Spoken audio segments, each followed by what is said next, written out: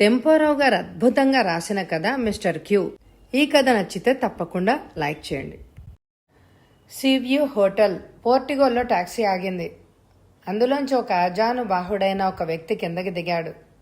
ముందర హాల్లోకి వెళ్ళాడు. కౌంటర్ వెనక నిలబడ్డ హోటల్ మేనేజర్ని కలుసుకున్నాడు. నా పేరు కాంతారావు, పూనా నుంచి వస్తున్నా. నా కోసం గది రిజర్వ్ చేశారా అడిగాడు అతను. హోటల్ మేనేజరు టేబుల్ మీద ఉన్న ఒక పెద్ద పుస్తకాన్ని చూసి మీ గది నెంబర్ 10 అని చెప్పి వెనక బోర్డుకు వేలాడుతున్న ఒక తాళం చెవి తీసి అతడికి అందించాడు. అడ్వాన్స్ కావాలా? 2 రోజులు అద్దె ఇవ్వండి, 50 రూపాయలు అవుతుంది. ఈ పుస్తకంలో మీ సంతకం పెట్టండి. కాంతారావు హోటల్ పుస్తకంలో సంతకం పెట్టాడు. జేబులోంచి 50 రూపాయలు తీసి మేనేజర్కి ఇచ్చాడు. మేనేజర్ ఇచ్చిన రసీదు జేబులో వేసుకున్నాడు. కాంతారావు లోపలికి నడవబోతూ ఏదో ఆలోచిస్తూ ఆగిపోయాడు. ఏదైనా కావాలా సార్? మేనేజర్ అడిగాడు. ఈ హోటల్ యజమాని ధర్మారావేనా? అవునండి. ఆయన ఎక్కడున్నారా? ఇందాక ఎక్కడికో వెళ్ళారు. ఈ పాటికి తిరిగి వచ్చే ఉంటారు. ఆయన ఏ గదిలో ఉన్నారు? హోటల్ వెనక భాగంలో చిన్న చిన్న కాటేజీలు ఉంటాయి. ప్రత్యేకంగా ఆయన కోసం నిర్మించబడ్డ మధ్య కాటేజీలో ఆయన ఉంటున్నారు. కాంతారావు తన సామాన్లు పట్టుకొని నిలబడ్డ హోటల్ నౌకరు వైపు చూశాడు. 10వ నంబర్ గదికి తీసుకెళ్లమని అతడితో చెప్పాడు. ఎంతో అందంగా నిర్మించబడ్డ కాటేజీ ముందర గదిలో కూర్చుని ధర్మారావు తనకి కొత్తగా పరిచయమైన వామన్రావుతో చదరంగం ఆడుతున్నాడు. తెరిచి ఉన్న కిటికీలోంచి సముద్రపు గాలి గదిలోకి బ్రహ్మాండంగా వీస్తోంది. ఏదో ఎత్తువేయండి అన్నాడు వామన్రావు. ధర్మారావు ఏ ఎత్తు వేయకుండా తికమక్క పడుతున్నాడు. ఆట మీద తన మనసును ఉంచాలని ఎంత ప్రయత్నించినా తన కూతురు ఊర్మిళ అతడికి కళ్లకు కట్టినట్టు కనపడుతోంది. ఊర్మిళ తన భార్య పోయినప్పటి నుంచి అతను ఆమెను ఎంతో గారాబంగా పెంచాడు. ఏం కావాలంటే అది కొనిచ్చేవాడు. ఊర్మిళ పెరిగి పెద్దదైంది. ఏ అనామకుడునో పెళ్లాడతాను అంది. ధర్మారావు నూతిలో పడొద్దని ఆమెకెంతో చెప్పాడు. కానీ తండ్రిని ఎదిరించి ఆమె తను ప్రేమించిన యువకుడి కోసం ఎక్కడికో వెళ్ళిపోయింది. కొన్ని రోజుల తర్వాత ఇద్దరికి పెళ్ళైందని ధర్మారావు ఒక ఉత్తరం ద్వారా తెలుసుకున్నాడు. పెళ్ళైన 2 నెలల్లోనే ఊర్మిళ ఒక కారు ప్రమాదంలో మరణించింది. అప్పటి నుండి ధర్మారావుకి పిచ్చి పట్టినట్టుగా అయింది. ఊర్మిళ తప్ప అతనికి ప్రపంచంలో మరెవ్వరూ లేరు. 2-3 సార్లు అతను ఆత్మహత్య చేసుకోవాలని కూడా ప్రయత్నించాడు. కానీ సకాలంలో దగ్గరగా ఉన్నవాళ్ళు ఆపడం వల్ల విఫలుడయ్యాడు. అటుపైన డాక్టర్ సుదర్శనం ధర్మారావుని మద్రాసు వెళ్ళమని సలహా ఇచ్చాడు. అంతేకాదు కొన్ని మాసాల పాటు తన మనస్తత్వం పూర్తిగా మారేదాకా మద్రాసులోనే ఉండమని ధర్మారావుని ఆజ్ఞాపించాడు. తన హాస్పిటల్లో పనిచేస్తున్న డాక్టర్ గిరిని ధర్మారావుతో కూడా వెళ్ళమని డాక్టర్ సుదర్శనం పంపించాడు. తనింకా ఎత్తు వేయలేదని గ్రహించి ధర్మారావు మంత్రిని మరో చోటికి కదిపాడు. అదే సమయంలో గిరి పక్క గది గుమ్మంలో నిలబడి చదరంగం ఆడుతున్న ఇద్దరి వైపు చూశాడు. తనలో తాను నవ్వుకుంటూ లోపలికి వెళ్ళిపోయాడు. అప్పుడే తలుపుల్ని ఎవరో తట్టిన చప్పుడైంది.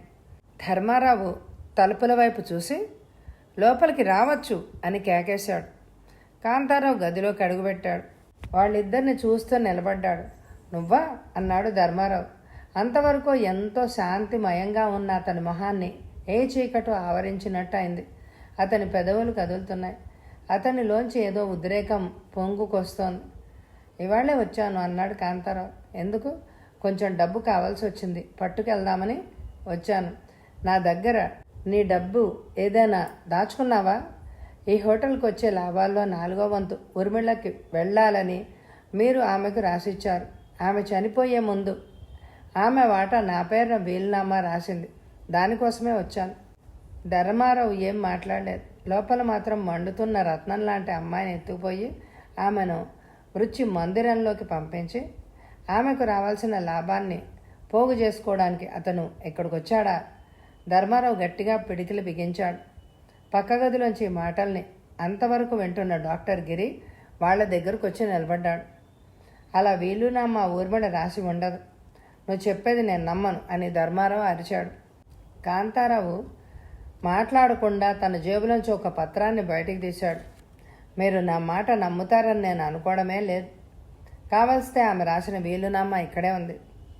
ఇలా కాంతారావు సంశయిస్తూ ఉండిపోయాడు. గిరి, అది చదివి చూడు, అందులో ఏముందో చెప్పు.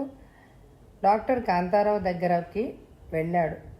అతడి చేతిలో ఉన్న వీలునామాని జాగ్రత్తగా చదివాడు. ఏం చెప్పేది నిజమే. తన వాటాని ఊర్మిళ ఈయన పేరకి రాసింది. ధర్మారావు తన ముందున్న చదరంగం పిక్కలు నేలకేసి తోసి గాయపడ్డ సింహంలాగా గదిలో పచారులు చేయసాగాడు. ఒకసారి తన వాచ్ కేసు చూసుకున్నాడు. సాయంత్రం 5:30 అయింది. ఇంకా చీకటి పడలేదు. గిరి, లక్ష్మీ బ్యాంక్ ఏజెంట్కి టెలిఫోన్ చేయి, అతని పాటికి క్లబ్లో ఉండొచ్చు అన్నాడు. గిరి గదిలో ఉన్న టెలిఫోన్ వద్దకు వెళ్ళాడు. క్లబ్కి ఫోన్ చేశాడు. కాసేపట్లో రిసీవర్ని ధర్మారావుకి అందించాడు. ధర్మారావు మాట్లాడుతుంటా, రేపు 10లోగా మీరు నాకు ఒక చిన్న సహాయం చేయాలి. నా సివ్యూ హోటల్కి 2 లక్షల రూపాయలు మీ బ్యాంకు చేత అప్పిప్పించాలి. ఎందుక, ఈ హోటల్ని ఇంకా పెద్దదిగా చేయాలి అని నిశ్చయించుకున్నాను. రేపు 10లోగా ఇదంతా జరగాలి. ఓకే, అంతా రెడీగా ఉంచుతాను. ధర్మారావు రిసీవర్ని పెట్టేసి ఒకసారి వెటకారంగా గదిలో నిలబడ్డ కాంతారావు మొహంలోకి చూశాడు. నా సంభాషణ అంతా విన్నావుగా. నేను ఈ హోటల్ పేరు తీసుకునే అప్పు మూలంగా నీకు ఇవ్వడానికి ఏ లాభాలు ఉండవు. వచ్చిన ఆదాయం అంతా బ్యాంకు వడ్డీ చెల్లించడానికే నాకు సరిపోతుంది. లాభాల్లో నీకు రావాల్సిన 4వ వంతు 4 నయా పైసలు కూడా ఉండదు అని ధర్మారావు పిచ్చివాళ్లాగా కాంతారావుని వెక్కిరిస్తూ చూశాడు. ఈ హోటల్లో నా వాటని ఎవరికైనా అమ్ముదామని చూస్తున్నాను అన్నాడు కాంతారావు. ఊర్మిళ పేర నేను రాసిన పత్రాన్ని జాగ్రత్తగా చదివి అమ్మే హక్కు నీకు లేదని స్పష్టంగా తెలుస్తోంది.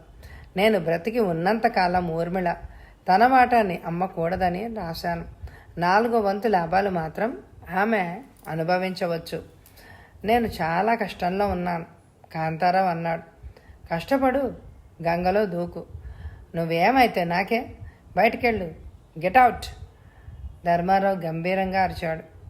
కాంతారావు ఇంకా అలాగే నిలబడ్డాడు. అతడు మొహంలో భయం కానీ చలనం కానీ కనపడలేదు. గెట్అవుట్. ఈసారి వామన్రావు లేచి కాంతారావు దగ్గరగా వెళ్ళాడు. బయటకు పోమంటే నీకు బుద్ధి లేదా? పద అవతలికి, లేకపోతే బయటికి గెంటేస్తాను అన్నాడు వామన్రావు. కాంతారావు మాట్లాడకుండా గుమ్మం దాటి బయటికెళ్ళాడు. ధర్మారావు కుర్చీలో కూలబడి తన మొహాన్ని 2 చేతుల్లో కప్పేసుకున్నాడు. నేల మీద పడ్డ చదరంగం పిక్కల్ని ఏరి గిరి పెట్టెలో పడేస్తున్నాడు. ఈ పరిస్థితుల్ని గ్రహించి సెలవు తీసుకుని వామన్రావు బయటికి కదిలాడు. రాత్రి క్లబ్లో కలుసుకుందాం అన్నాడు వామన్రావు గుమ్మం దాటుతూ. ధర్మారావు ఈ లోకంలో లేడు. గిరి మాత్రం అలాగే అన్నట్టు తల ఆడించాడు. రాత్రి 9 దాటింది. మిలియనియర్స్ క్లబ్లో ఎంతో ఆహ్లాదంగా ఉంది. ఎలక్ట్రిక్ దీపాలతో ప్రకాశవంతంగా ఉంది ఆ హాలు. ఆ హాల్లో ధర్మారావు, గిరి ఎదురెదురుగా కూర్చునున్నారు. కాంతారావు తన గదికి వచ్చి వెళ్ళినప్పటి నుంచి ధర్మారావు ప్రవర్తన ఘోరంగా పరిణమించింది. 2-3 గంటల దాకా ధర్మారావు గిరిని ఎడాపెడా తిడుతూనే ఉన్నాడు. ఈ క్లబ్కు వస్తే అతని మనసు మారుతుందని భావించి గిరి అష్ట కష్టాలు పడి ధర్మారావుని ఎలాగైతేనే ఇక్కడికి లాక్కొచ్చాడు. గిరి ఒకసారి హాలు నలువైపులా తన చూపుని పోనిచ్చాడు. అనేక మంది ఇక్కడ అక్కడ కుర్చీల్లో కూర్చుని ఉన్నారు. హాల్ అంతా తిరిగి అతని చూపు చివరికి సమీపంలో ఉన్న ఒక టేబుల్ మీదకి వెళ్ళింది. ఆ టేబుల్ వద్ద వామన్రావు కూర్చుని ఉన్నాడు. అతడికి ఎదురుగా 20 ఏళ్ల వయసులో ఉన్న ఒక అమ్మాయి కూర్చుని చిలిపిగా నవ్వుతూ ఏదో అతనికి చెప్పుకుపోతోంది. ఆమె ఏం చేస్తుందో గిరికి వినపడడం లేదు, కానీ ఆమె అతనికి బాగా తెలుసు. ఆమె పేరు ప్రమీల. సీవ్యూ హోటల్లో ఉద్యోగం చేస్తోంది. ప్రతి రాత్రి క్లబ్కు వస్తుంది. ధర్మారావుతో తను మద్రాసు వచ్చిన మర్నాడే గిరి ఆమెను ఈ క్లబ్లోనే కలుసుకున్నాడు. బ్రహ్మచారిగా ఉంటున్న గిరి ఆమెను చూసిన మరుక్షణం నుంచి తన హృదయంలో ఏదో ప్రేమ జ్యోతి వెలిగింది. ఇప్పుడు ఆమె అంత కులాసాగా వామన్రావుతో మాట్లాడడం చూస్తుంటే గిరి తనలో తల ఎత్తే ఈర్ష్యని అణుచుకోలేకపోతున్నాడు. ప్రమీలని అదో విధంగా చూస్తూ అతడు కూర్చుండిపోయాడు. గిరి అలా చూస్తూ కూర్చుంటే ఏం లాభం? నాతో ఎప్పుడు నీడలా నువ్వు ఉండడం అనవసరం. నేను ఏ ఆత్మహత్య చేసుకోనులే, ధైర్యంగా వెళ్ళు. ప్రమీలను పలకరించు. ఏ టేబుల్ వద్దకో తీసుకెళ్ళి ఆమెకు కాస్త టిఫిన్ కాఫీ ఇచ్చి సరసంగా ఆమెతో మాట్లాడు. పెరికి వాళ్ళకి ఈ లోకంలో స్థానం లేదు అన్నాడు ధర్మారావు. గిరి ఒకసారి తదేకంగా ధర్మారావు వైపు చూశాడు. అతను చెప్పింది కూడా నిజమే. తను సంశయిస్తూ ఇలా కూర్చుండి ఉంటే రెక్కలున్న ఏ వామన్రావో ప్రమీలను ఎత్తుపోతాడు. కానీ ధర్మారావుని విడిచి తను ఎలా వెళ్ళడం? డాక్టర్ సుదర్శనం చెప్పిన మాటలు అతని చెవుల్లో మారు మ్రోగుతున్నాయి. గిరి ఒక్క క్షణం కూడా అతన్ని విడవకు. ఆయన ఎక్కడికి వెళ్ళినా కూడా నువ్వెళ్ళు. గిరి ఏం చేయడమా అని ఆలోచిస్తున్నాడు. అప్పుడే చకచకా నడుస్తూ జమున వాళ్ళు కూర్చున్న టేబుల్ వద్దకు వచ్చింది. ఏంటండి అలా కూర్చున్నారు అని ధర్మారావుని అడిగింది. కూర్చోబోతే ఏం చేయమంటా? తైతక్కలు ఆడమంటావా? మీకు మళ్ళా ఏదో వచ్చినట్టుంది. పదండి లోపల గదిలోకి వెళ్ళి కాసేపు టేబుల్ టెన్నిస్ ఆడుకుందాం అందామె. మధ్య వయసులో ఉన్న ధర్మారావు కుర్చీలోంచి లేచాడు. ఆమెతో కలిసి అతను లోపలి గదిలోకి వెళ్ళాడు. ఒంటరిగా కూర్చున్న గిరి మళ్ళా ప్రమీల వైపు చూస్తూ ఉండిపోయాడు. లేచి ఆమె వద్దకు వెళ్లే ధైర్యం అతనికి లేకుండా పోయింది. తన వైపు తదేకంగా చూస్తున్న గిరిని గుర్తించి ప్రమీల అతని టేబుల్ వద్దకు తనే వచ్చింది. ఆమె దగ్గరగా వస్తుంటే అతడి గుండెలు వేగంగా కొట్టుకోసాగాయి. ఎందువల్లో ఆమె ముందు అతను సహజంగా ఉండలేకపోయేవాడు. ఆమెను చూస్తే చాలు అతని హృదయం ఆనందంతో నిండిపోయేది. ఆమె మాటలు వింటూ ఉంటే ఏ ఉయ్యాల్లో ఊగుతున్నట్టుగా గిరి భావించేవాడు. ఆమె చేత్తో అతన్ని తాకితే ఏ స్వర్గానికో తలుపు తెరిచినట్టుగా అనిపించేది. గిరి, ఒంటరిగా ఏం చేస్తున్నావు అడిగింది ఆమె. నీకోసమే ఎదురు చూస్తున్నాను. అతని మాటల్లో ఏదో గాబరా, ఉద్రేకం గోచరించాయి. ప్రమీల అతనికి ఎదురుగా కూర్చుంది. ఇప్పటికే నీకు విముక్తి దొరికిందన్నమాట. ఆమె మాటలు గిరికి అర్థమయ్యాయి. ఎన్నోసార్లు ఆమె గిరిని సినిమాలకి వాటికి రమ్మంది. కానీ గిరి రాలేనని ఆమెతో చెప్పాడు. 24 గంటలు అతను ధర్మారావుని 1000 కళ్ళతో చూస్తూ ఉండాలి. అందుకే ఆమెతో తిరగడానికి అతడికి అవకాశం లభించేది కాదు. ఒంటరిగా ఆమెతో మాట్లాడడానికి కూడా అతడికి ఎక్కువగా అవకాశం చిక్కేదే కాదు. ఇదంతా తను ఆలోచిస్తూ ఉంటే గిరికి కోపం వచ్చింది. ఇటువంటి ఉద్యోగంలో చేరడం తన తప్పు. ఎప్పుడు ధర్మారావునే కనిపెట్టుకుని ఉంటానని డాక్టర్ సుదర్శనం ముందు అతడు వాగ్దానం చేశాడు. అందుకే తను ప్రేమించిన ప్రమీల తనకు దూరం అవుతోంది. ఎప్పుడు ఏదో పనిలో ఇరుక్కున్న అతన్ని ప్రేమిస్తే ఆమెకేం లాభం వస్తుంది? కాసేపైనా అతను ఆమెతో మాట్లాడలేదు. తను దగ్గరగా ఉండలేకపోవడం వల్లనే ఆమె వామనరావు లాంటి వాళ్లతో తిరుగుతోంది. ప్రమీల, నన్ను క్షమించు. నా ఉద్యోగంలో నాకు పూర్తి విసుగెత్తిపోయింది. దీని గురించి ఏదో ఒకటి చేయాలి అని నేను నిశ్చయించుకున్నాను. ఎటుపైన నాకు కావాల్సినంత టైం ఉండేటట్టు నేను చూసుకుంటాను. నిజంగానా? ఒకసారి అలా బయటికి వెళ్దాం పద. గిరి ఆమెతో కలిసి క్లబ్ బయటనున్న పార్కులోకి వెళ్ళాడు. కొంచెం సేపటి వరకు ఇద్దరు పార్కులో విహరిస్తూ ఉండిపోయారు. చంద్రకాంతి ఎంతో ప్రకాశవంతంగా ఉంది. ఆకాశంలో నక్షత్రాలు మెరుస్తున్నాయి. ఎదురుగుండా నిలబడ్డ ప్రమీల నడుం చుట్టూ అతడు చేతులు పెనవేసుకుపోయాయి. ఆమెను దగ్గరగా లాక్కున్నాడు. చంద్రుణ్ణి మించిన కాంతి ఆమె కళ్ళల్లో అతనికి కనిపిస్తోంది. ఆమె నవ్వుతోంది. ఆమె తెల్లటి పళ్ళు అతన్ని మురిపిస్తున్నాయి. గిరి వణుకుతూ ఉద్రేకంతో ఆమె పెదముల వైపు మెల్లగా వంగబోయాడు. ప్రమీల! వామన్రావు కంఠం సమీపంలో ధ్వనించింది. గిరి ఆమెను వెంటనే వదిలేశాడు. ఎలారా, నీతో మాట్లాడాలి. ప్రమీల గిరితో ఏదో చెప్పబోయి చెప్పడం మానుకుని మాట్లాడకుండా వామన్రావు నిలబడ్డ వైపు వెళ్ళింది. గిరి హృదయంలో ఏదో మారణ హోమం రగులుకున్నట్టుగా అయింది. నిస్సహాయంగా అతను సిగరెట్ తీసి వెలిగించుకున్నాడు. పొగ పీలుస్తూ క్లబ్ ముందర హాల్లోకి వెళ్ళాడు. ఇంతకుముందు తను కూర్చున్న టేబుల్ వద్దకే నడిచాడు. అక్కడ జమున ఒంటరిగా కూర్చునుంది. కుర్చీలో కూలబడి జమునను చూస్తూ గిరి ఉండిపోయాడు. కొన్ని రోజుల నుంచి అతనికి జమునతో కూడా అంతో ఎంతో పరిచయం ఉంది. క్లబ్ మేనేజర్ అయిన శ్రీధర్ని ఆమె పెళ్లాడబోతోంది. ప్రధానం సందర్భంలో శ్రీధర్ ఇచ్చిన వజ్రపు టుంగరం ఆమె చేతిని మెరుస్తోంది. ఆ ఉంగరాన్ని చూస్తూ గిరి తనలో తాను ఆలోచిస్తున్నాడు. అటువంటి ఉంగరం కొని తను కూడా ప్రమేలకు ఇవ్వాలి. దగ్గరగా ఎవరో వస్తున్న చప్పుడైంది. గిరి ఆలోచనలు తెగిపోయాయి. శ్రీధర్ టేబుల్ దగ్గరగా వచ్చాడు. జమున భుజాల మీద 2 చేతులు వేశాడు. అతడి చేతుల్ని ఆమె ఆప్యాయంగా నిమిరింది. శ్రీధర్ మీద ఆమెకున్న ప్రేమ ఆమె కళ్ళలోంచి బయటికి తొంగి చూస్తోంది. వాళ్ళిద్దరి ప్రేమ చూస్తుంటే గిరికి ఎంతో ముచ్చటగా ఉంది. జమున, ఆ పని మీద వెళ్తున్నావా అడిగాడు శ్రీధర్. ఆమె బుర్ర ఆడించింది. శ్రీధర్ క్లబ్లోకి వెళ్ళిపోయాడు. టేబుల్ మీద ఒక కప్పు టీ ఉంది. అది ఆమె తెప్పించుకుందని గిరి అనుకున్నాడు. ఇదిగో ఈ టీ తాగండి, ఇది మీకోసమే తెప్పించాను అందామె. అంతవరకు జరిగిన సంఘటనలతో అలసిపోయిన గిరి టేబుల్ మీద ఉన్న టీని గుటకలేస్తూ తాగేశాడు. ధర్మారావు గారు ఏరి? ఇంకా లోపలే ఉన్నారు, ఆడుతున్నారనుకుంటా అని ఆమె ఒకసారి టైం చూసుకుని గిరికి టాటా చెప్పి ఏదో అర్జెంటు పనున్నట్లు వెళ్ళిపోయింది. గిరి మరో సిగరెట్ వెలిగించాడు. ఒకసారి హాల్ అంతానే చూశాడు. వామన్రావు, ప్రమేల అతనికి అక్కడెక్కడా కనిపించలేదు. వాళ్ళు ఎక్కడికి వెళ్ళారు? ఇంత రాత్రి వేళ ప్రమేల ఒంటరిగా వామన్రావుతో వెళ్ళడం అతడికి అంత సభ్యంగా అనిపించలేదు. గిరి నలువైపులా చూశాడు. ధర్మారావు రాక కోసం ఎదురు చూస్తూ అలాగే కూర్చున్నాడు. కానీ ధర్మారావు వచ్చేలోగా అతడు కళ్ళు తిరుగుతున్నట్టుగా అయింది. ఏదో నిద్ర మత్తు అతన్ని కమ్మేసింది. గిరి మేలుకొని కళ్ళు తెరిచి చూశాడు. కొన్ని దీపాలు మాత్రం హాల్లో వెలుగుతున్నాయి. అతడికి ఎందుకో నీరసంగా ఉంది. తన రిస్ట్ వాచ్ చూసుకున్నాడు. టైం సరిగ్గా 11 గంటలైంది. ఒకసారి చిటిక వేస్తూ అతడు ఆవలిస్తున్నాడు. తనంతవరకు నిద్రపోయాడా? ధర్మారావు ఎక్కడున్నాడు? అతను ఇంకా రాలేదే. కుర్చీలోంచి గిరి లేచాడు.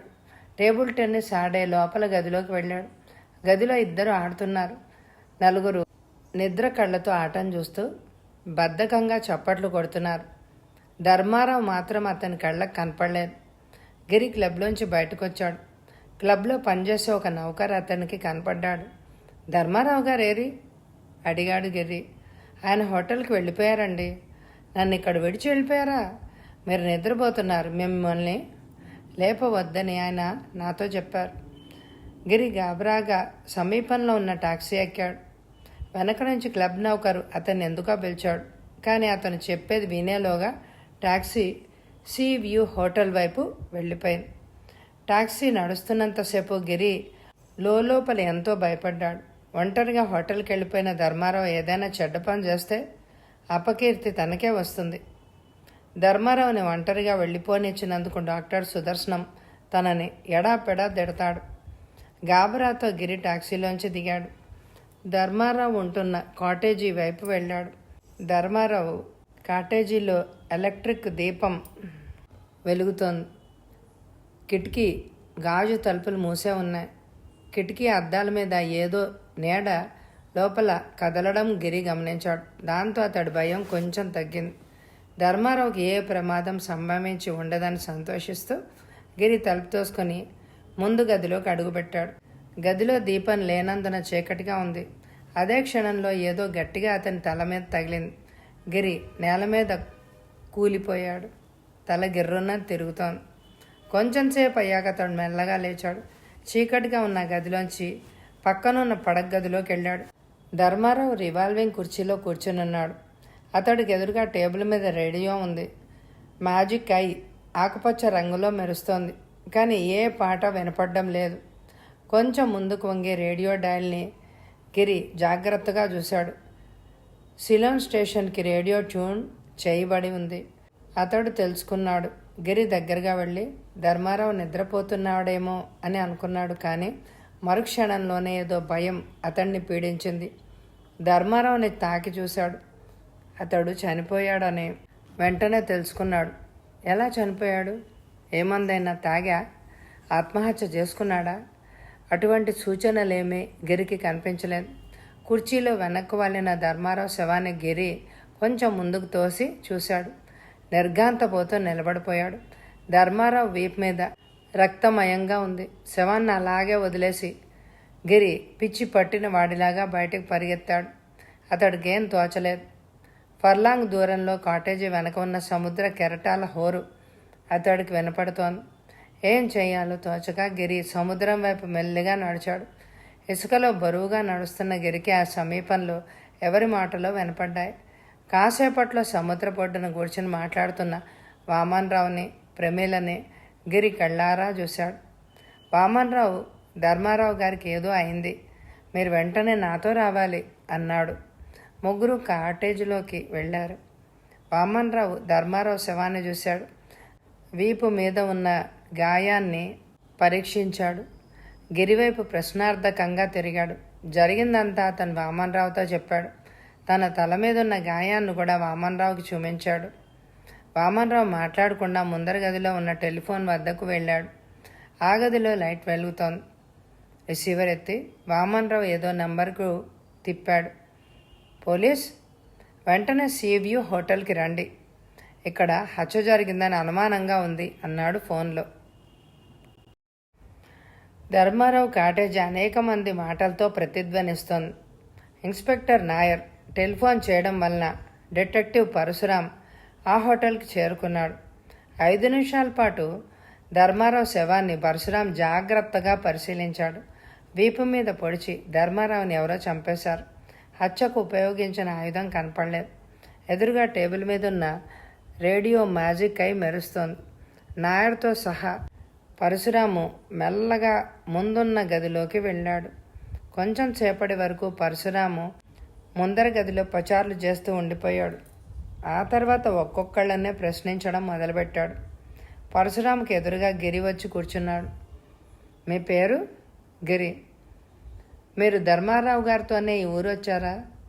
ఆయన కూతురు పోయినప్పటి నుంచి ధర్మారావు గారి మనసు చెడిపోయిందండి. 2-3 సార్లు ఆయన ఆత్మహత్య చేసుకోవడానికి ప్రయత్నించారు. అప్పుడే విజయవాడలోని డాక్టర్ సుదర్శనం గారు ధర్మారావు గారిని మద్రాసు వెళ్ళమని సలహా ఇచ్చారు. ఆయన అనుక్షణం చూస్తూ ఉండమని నన్ను ఇక్కడికి పంపారు. మీరు ఎంతవరకు చదివారు? MBBS పాస్ అయ్యాను.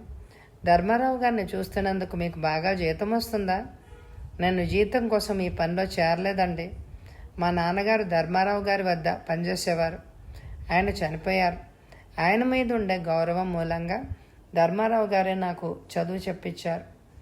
MBBS పాస్ అయ్యాక డాక్టర్ సుదర్శనం గారి ఆసుపత్రిలో ఉద్యోగం ఇప్పించింది కూడా ధర్మారావు గారే.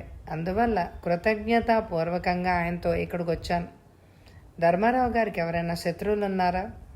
అది నాకు అంతగా తెలియదండి. ఆయన ఏదైనా వీలునామా రాశాడా? దాని గురించి డాక్టర్ సుదర్శనం గారికి తెలిసే ఉండొచ్చు. అయితే విజయవాడకు వెంటనే ట్రంకాలు బుక్ చేయండి. డాక్టర్ సుదర్శనం గారితో మాట్లాడండి. ధర్మారావు గారికి ఆస్తి ఎంత ఉందో, ఆయన పోతే అది ఎవరికి వెళ్తుందో కనుక్కోండి. గిరి మాట్లాడకుండా గదిలో మూలనున్న టెలిఫోన్ వద్దకు వెళ్ళాడు. విజయవాడకు ట్రంకాలు బుక్ చేశాడు. ఇన్స్పెక్టర్ నాయర్ చేసిన సౌజ్ఞను గుర్తించి గిరి పక్క గదిలోకి వెళ్ళాడు. కాసేపట్లో వామన్రావు గదిలోకి ప్రవేశించాడు. పరశురాము వుడ్బెన్ సిగరెట్ వెలిగించి పొగ పీలుస్తూ వామన్రావుని పరిశీలనగా చూశాడు. నీ పేరు? అడిగాడు పరశురాం. వామన్రావు. ధర్మారావు గారు మీకు బాగా తెలుసా? కొద్దిగా తెలుసు. ఎంతకాలం నుంచి? ఈ హోటల్కి నేను వచ్చినప్పటి నుంచి. ఎప్పుడొచ్చారు? నెల్లాళ్ళయింది. పరశురాం సూటిగా చూస్తూ ప్రశ్నించాడు. ఎందుకు వచ్చారు? ధర్మారావుని చంపడానికి రాలేదులేండి. అయితే ఆయన్ని రక్షించడానికి వచ్చారా? అన్నాడు పరశురాం నవ్వుతూ. వామన్రావు వెంటనే జవాబు ఇవ్వలేదు. గది నలువైపులా చూస్తూ ఉండిపోయాడు.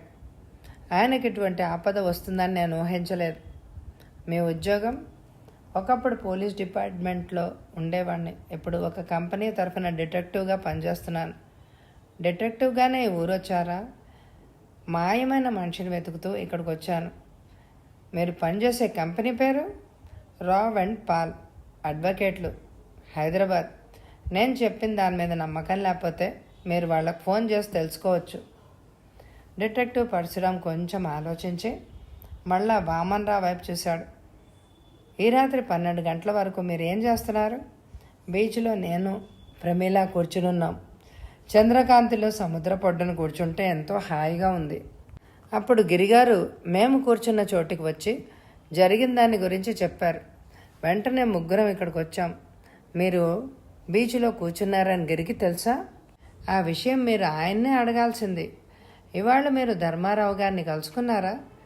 సాయంత్రం ఆయన నేను ఎంతోసేపు చదరంగం ఆడుతూ కూర్చున్నాం. ఇంతలో అతను వచ్చాడు. మా ఆట ఆగిపోయింది. ఎవరతను? ధర్మారావు గారి అల్లుడు. అతన్ని గురించి నాకు పూర్తిగా తెలియదులేండి. అయినా నా ముందర జరిగిన సంభాషణని బట్టి అల్లుడంటే ఆయనకు గిట్టదని గ్రహించాను. అతడెక్కడున్నాడు? ఈ హోటల్లోనే ఉంటాడనుకుంటా. అతని పేరు నాకు తెలియదు. డిటెక్టివ్ పరశురామ్ ఇన్స్పెక్టర్ నాయర్ దగ్గరగా వెళ్ళి ఏదో చెప్పాడు. 2 కానిస్టేబుల్స్ని నాయర్ వెంటనే బయటికి పంపించాడు. పరశురామ్ మళ్ళీ వామన్రావు ముందే నిలబడ్డాడు. అతను వచ్చాక జరిగిందంతా చెప్పండి. ధర్మారావు గారు అతన్ని చూడగానే మండిపడ్డాడు. డబ్బు కోసం వచ్చానని అతను అన్నాడు.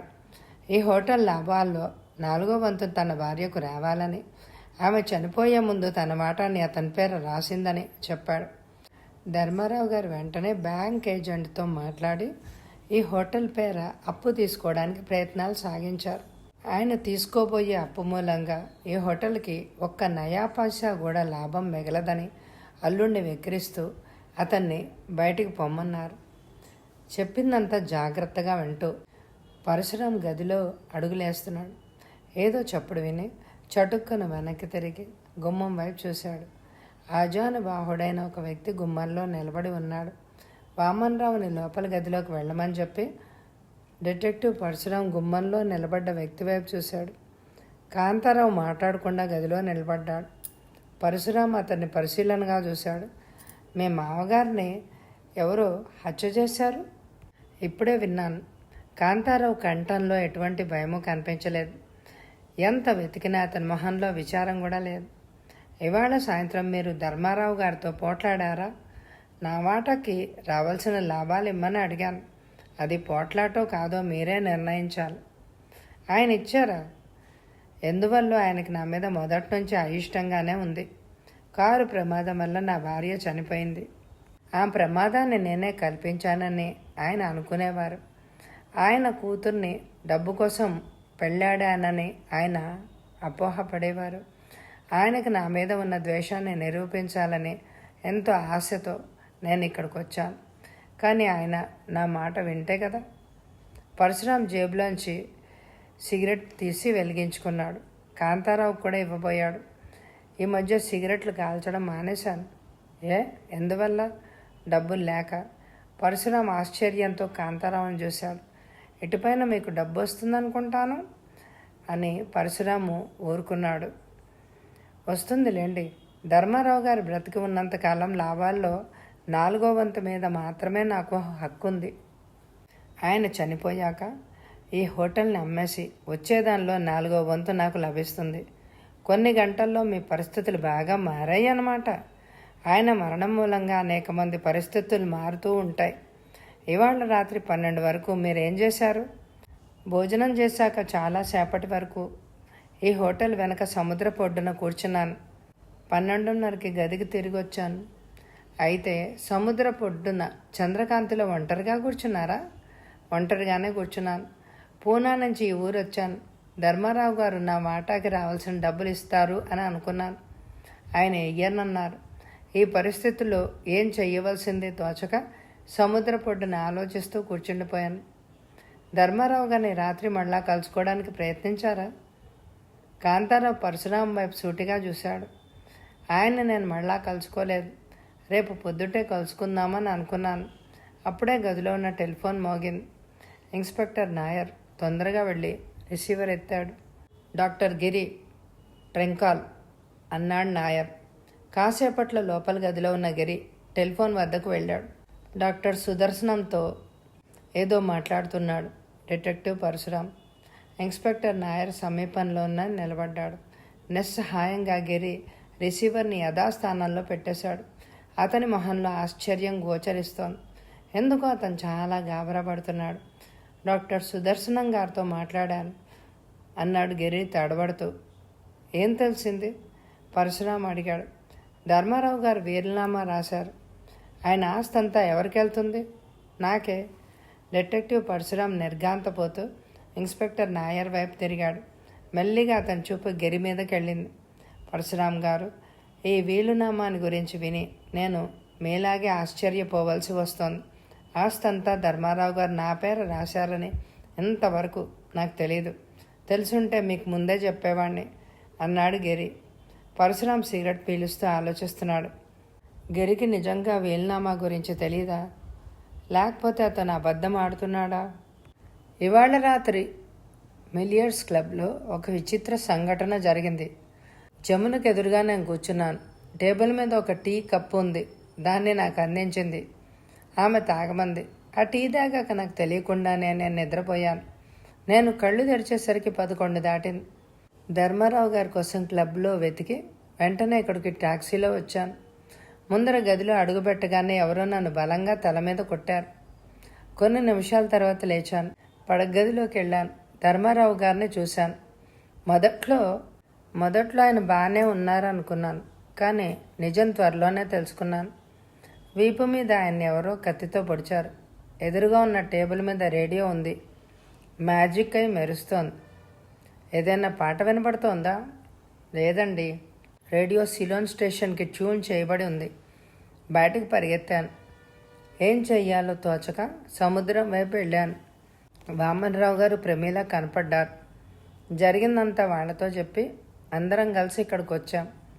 పరశురాం మాట్లాడకుండా నిలబడ్డాడు. నా తల మీద పెద్ద గాయం కూడా తగిలింది.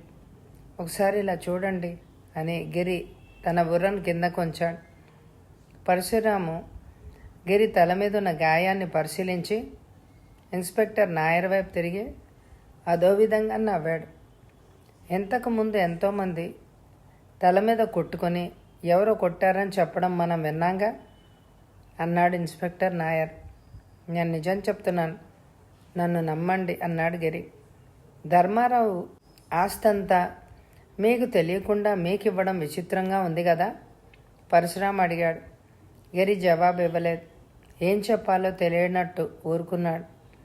ఇవాళ ధర్మారావు గారు ఎవరితోనైనా మాట్లాడారా? కాంతారావు వెళ్ళిపోయాక హోటల్ మేనేజర్ ఆయనని పిలవమన్నారు. నేను వెళ్ళి జయదేవ్ని ఇక్కడ తీసుకొచ్చాను. వాళ్ళిద్దరూ కొంచెం సేపు మాట్లాడుకున్నారు. ఏం మాట్లాడుకున్నారు?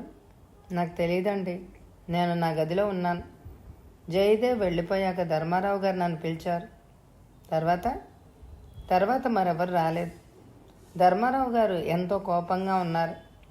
ఎలాగో తంటాలు పడి ఆయన్ని మిలీనియర్స్ క్లబ్కి తీసుకెళ్ళాను. ఎలా తీసుకెళ్లారు? ఆయన కారులోనే. ఆ కారు ఎక్కడుంది? ఈ హోటల్లోనే ఉండాలి. ఆయన నాకంటే ముందే వచ్చారు. ఇన్స్పెక్టర్ నాయర్ని అక్కడే ఉండమని పరశురాం బయటికి నడిచాడు. సీవ్యూ హోటల్లో ఉన్న కార్లన్నిటినీ పరశురాం చూశాడు. కానీ ధర్మారావు గారి కారు ఎక్కడా కనిపించలేదు. పరశురాం హోటల్ మేనేజర్ గదిలోకి ప్రవేశించాడు. మేనేజర్ జయదేవ్ ఎవరితోటో ఫోన్లో మాట్లాడుతున్నాడు. పరశురాముని గుర్తించగానే జయదేవ్ రిసీవర్ పెట్టేశాడు. దయచేయండి అన్నాడు జయదేవ్. మీ మాటలకు అడ్డొచ్చినట్టున్నాను, క్షమించాలి. లేదు సార్, ధర్మారావు గారి మరణం కాదు, హత్య అన్నాడు పరశురాం అడ్డొస్తూ. అదే ఎన్నో పనులు చేయవలసి వస్తోంది. ఇవాళ మీరు ధర్మారావు గారిని కలుసుకున్నారా? గిరిగారు వచ్చి పిలిస్తే వెళ్ళి ఆయన్ని కలుసుకున్నాను. ఏం మాట్లాడారు? ఈ హోటల్ గురించే మాట్లాడుకున్నాం. అంటే ధర్మారావు గారు వెంటనే ఈ హోటల్ బ్యాలెన్స్ షీట్ తయారు చేయమంటున్నారు. రేపు పొద్దుట్టకి ఆ పత్రం ఆయన చేతుల్లో ఉండాలి అని అన్నారు. అది తయారైందా? లేదండి. చేయించేలోగా ఆయన హత్య చేయబడ్డారు. అందువల్ల మానేశాను. ఇంత అర్జెంటుగా ఆ పని చేయమని ధర్మారావు గారు మీతో ఎందుకు చెప్పుంటారు? ఈ హోటల్ మీద ఆయన ఏ బ్యాంకు నుంచో రేపు అప్పు తీసుకురావడానికి నిశ్చయించుకున్నారు అని విన్నాను. బ్యాంక్ వాళ్ళకి ఆ పత్రం కావాల్సి ఉంటుంది. ఈ హోటల్లో మీరు ఎంతకాలం నుంచి ఉంటున్నారు? 2 ఏళ్ల నుంచి. హోటల్కి బాగా లాభాలు వస్తున్నాయా? ఈ సంవత్సరం నుంచే లాభాలు ఎక్కువగా వస్తున్నాయండి. హోటల్ వ్యాపారంలో మీకు బాగా అనుభవం ఉందని విన్నాను అంటూ పరశురాం ఆగాడు. అందుకే ధర్మారావు గారు నన్ను మేనేజర్గా నియమించారు. లాభాల్లో 4వ వంతు నా పేరు రాసిచ్చారు. బ్యాంకు నుంచి అప్పు తీసుకుని ఉంటే మీ 4వ వంతు ఏమీ ఉండేది కాదేమో. దాని గురించే ధర్మారావు గారు సాయంత్రం నాతో మాట్లాడారు. అల్లుడు కాంతారావుకి బుద్ధి చెప్పడం కోసం అప్పు తీసుకుంటున్నామని చెప్పారు. నాకు మరో విధంగా దబ్బిస్తా అన్నారు. ఏ విధంగానూ గాబరా పడొద్దు అని సలహా కూడా ఇచ్చారు. పరశురాము గదిలో పచారులు చేస్తున్నాడు. జయదేవ్ చెప్పిందంతా అతడి మెదడులో తిరుగుతోంది. కానీ అతను గాబరా పడ్డం చూస్తుంటే అతను ఏదో దాస్తున్నాడు అని అనిపిస్తోంది. ఈ హోటల్ అమ్మేస్తే మీరు మరో ఉద్యోగం చూసుకోవాలనుకుంటా. అమ్మిన డబ్బులో 4వ వంతు నాకు వస్తుందిలేండి. అది పెట్టి ఏ చిన్న వ్యాపారమో నడుపుకోవాలి. మీనియర్స్ క్లబ్ నుంచి ధర్మారావు గారు తిరిగి రావడం మీరు చూసారా? లేదండి. ఆయన చావు వార్త విన్నాక ఆయన కాటేజీలోకి వెళ్ళాను. అంతవరకు బ్యాలెన్స్ షీట్ తయారు చేస్తూ ఇక్కడే ఉన్నాను. ధర్మారావు గారి కారు ఈ హోటల్లో లేదేమిటి? ఆయన ఇక్కడికి ఎలా వచ్చారు? నాకు తెలీదండి. పరశురాం జయదేవ్ వైపు సూటిగా చూస్తున్నాడు. అతను ఏదో తప్పు చేసిన కుర్రవాడిలాగా వణుకుతున్నాడు. రాత్రి మళ్ళీ ఆయన గదికి వెళ్ళారా? లేదండి.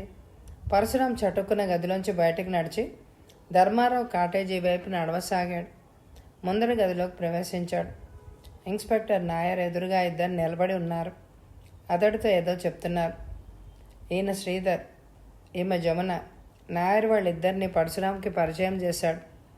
పరశురాం చూపు కొంతసేపటికి జమున మీదే కేంద్రీకరించి అంత యవ్వనంలో లేకపోయినా ఆమెలో ఏదో విచిత్రమైన ఆకర్షణ ఉంది అని గ్రహించాడు. శ్రీధర్ వైపు ఎప్పుడు చూసినా ఆమె కళ్ళల్లో ప్రేమ జ్యోతిలాగా వెలుగుతోంది. శ్రీధర్ మాత్రం కొంచెం తొందరపడే మనిషిలాగా కనపడుతున్నాడు. మీరు డాక్టర్ గిరికి టీ ఇచ్చారట కదా, నిజమేనా? ధర్మారావు గారు 3 కప్పులు టీ తెప్పించారు. అప్పట్లో గిరిగారు ఎక్కడికో బయటకు వెళ్ళారు. ఆయన టీ అలాగే ఉండిపోయింది. ఆయన రాగానే అది తాగమన్నాను. ధర్మారావు గారు క్లబ్ నుంచి వెళ్ళిపోవడం మీరు చూసారా? చూడ్డం ఏంటి? ఆయన్ని కారులో నేనే తీసుకొచ్చా.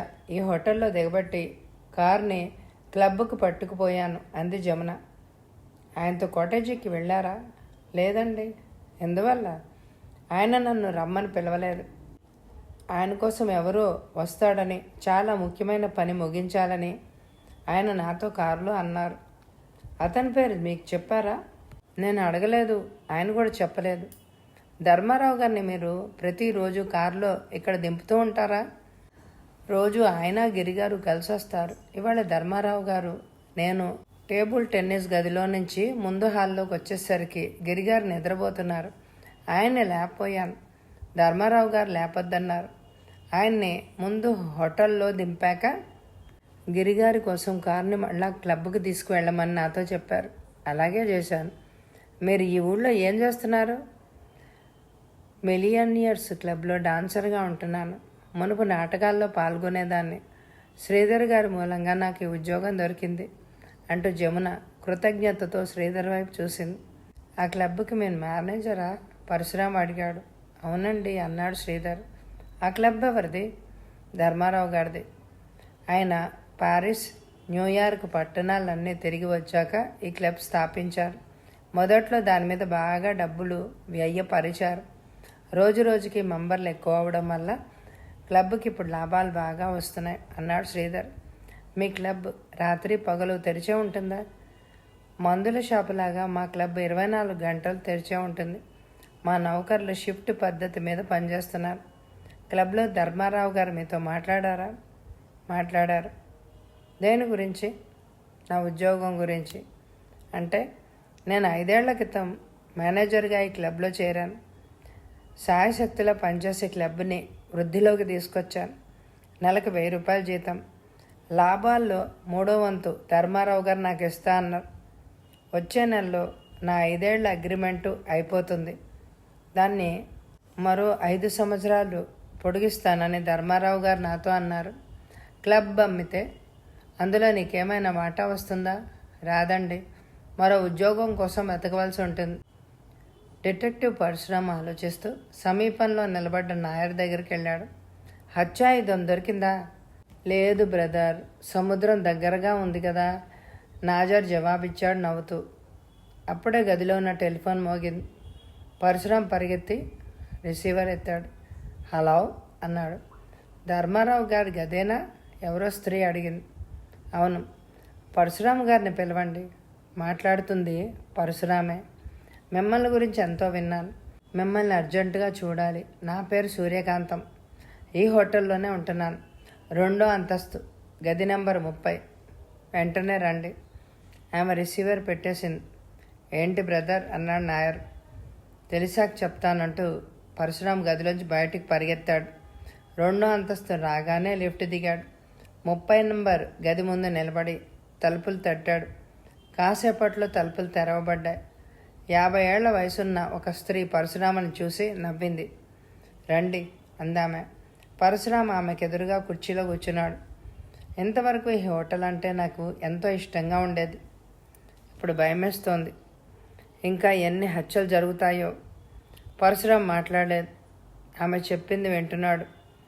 ఎలక్ట్రిక్ దీపం కాంతిలో ఆమె తెల్లటి జుట్టు వెండిలాగా మెరుస్తోంది.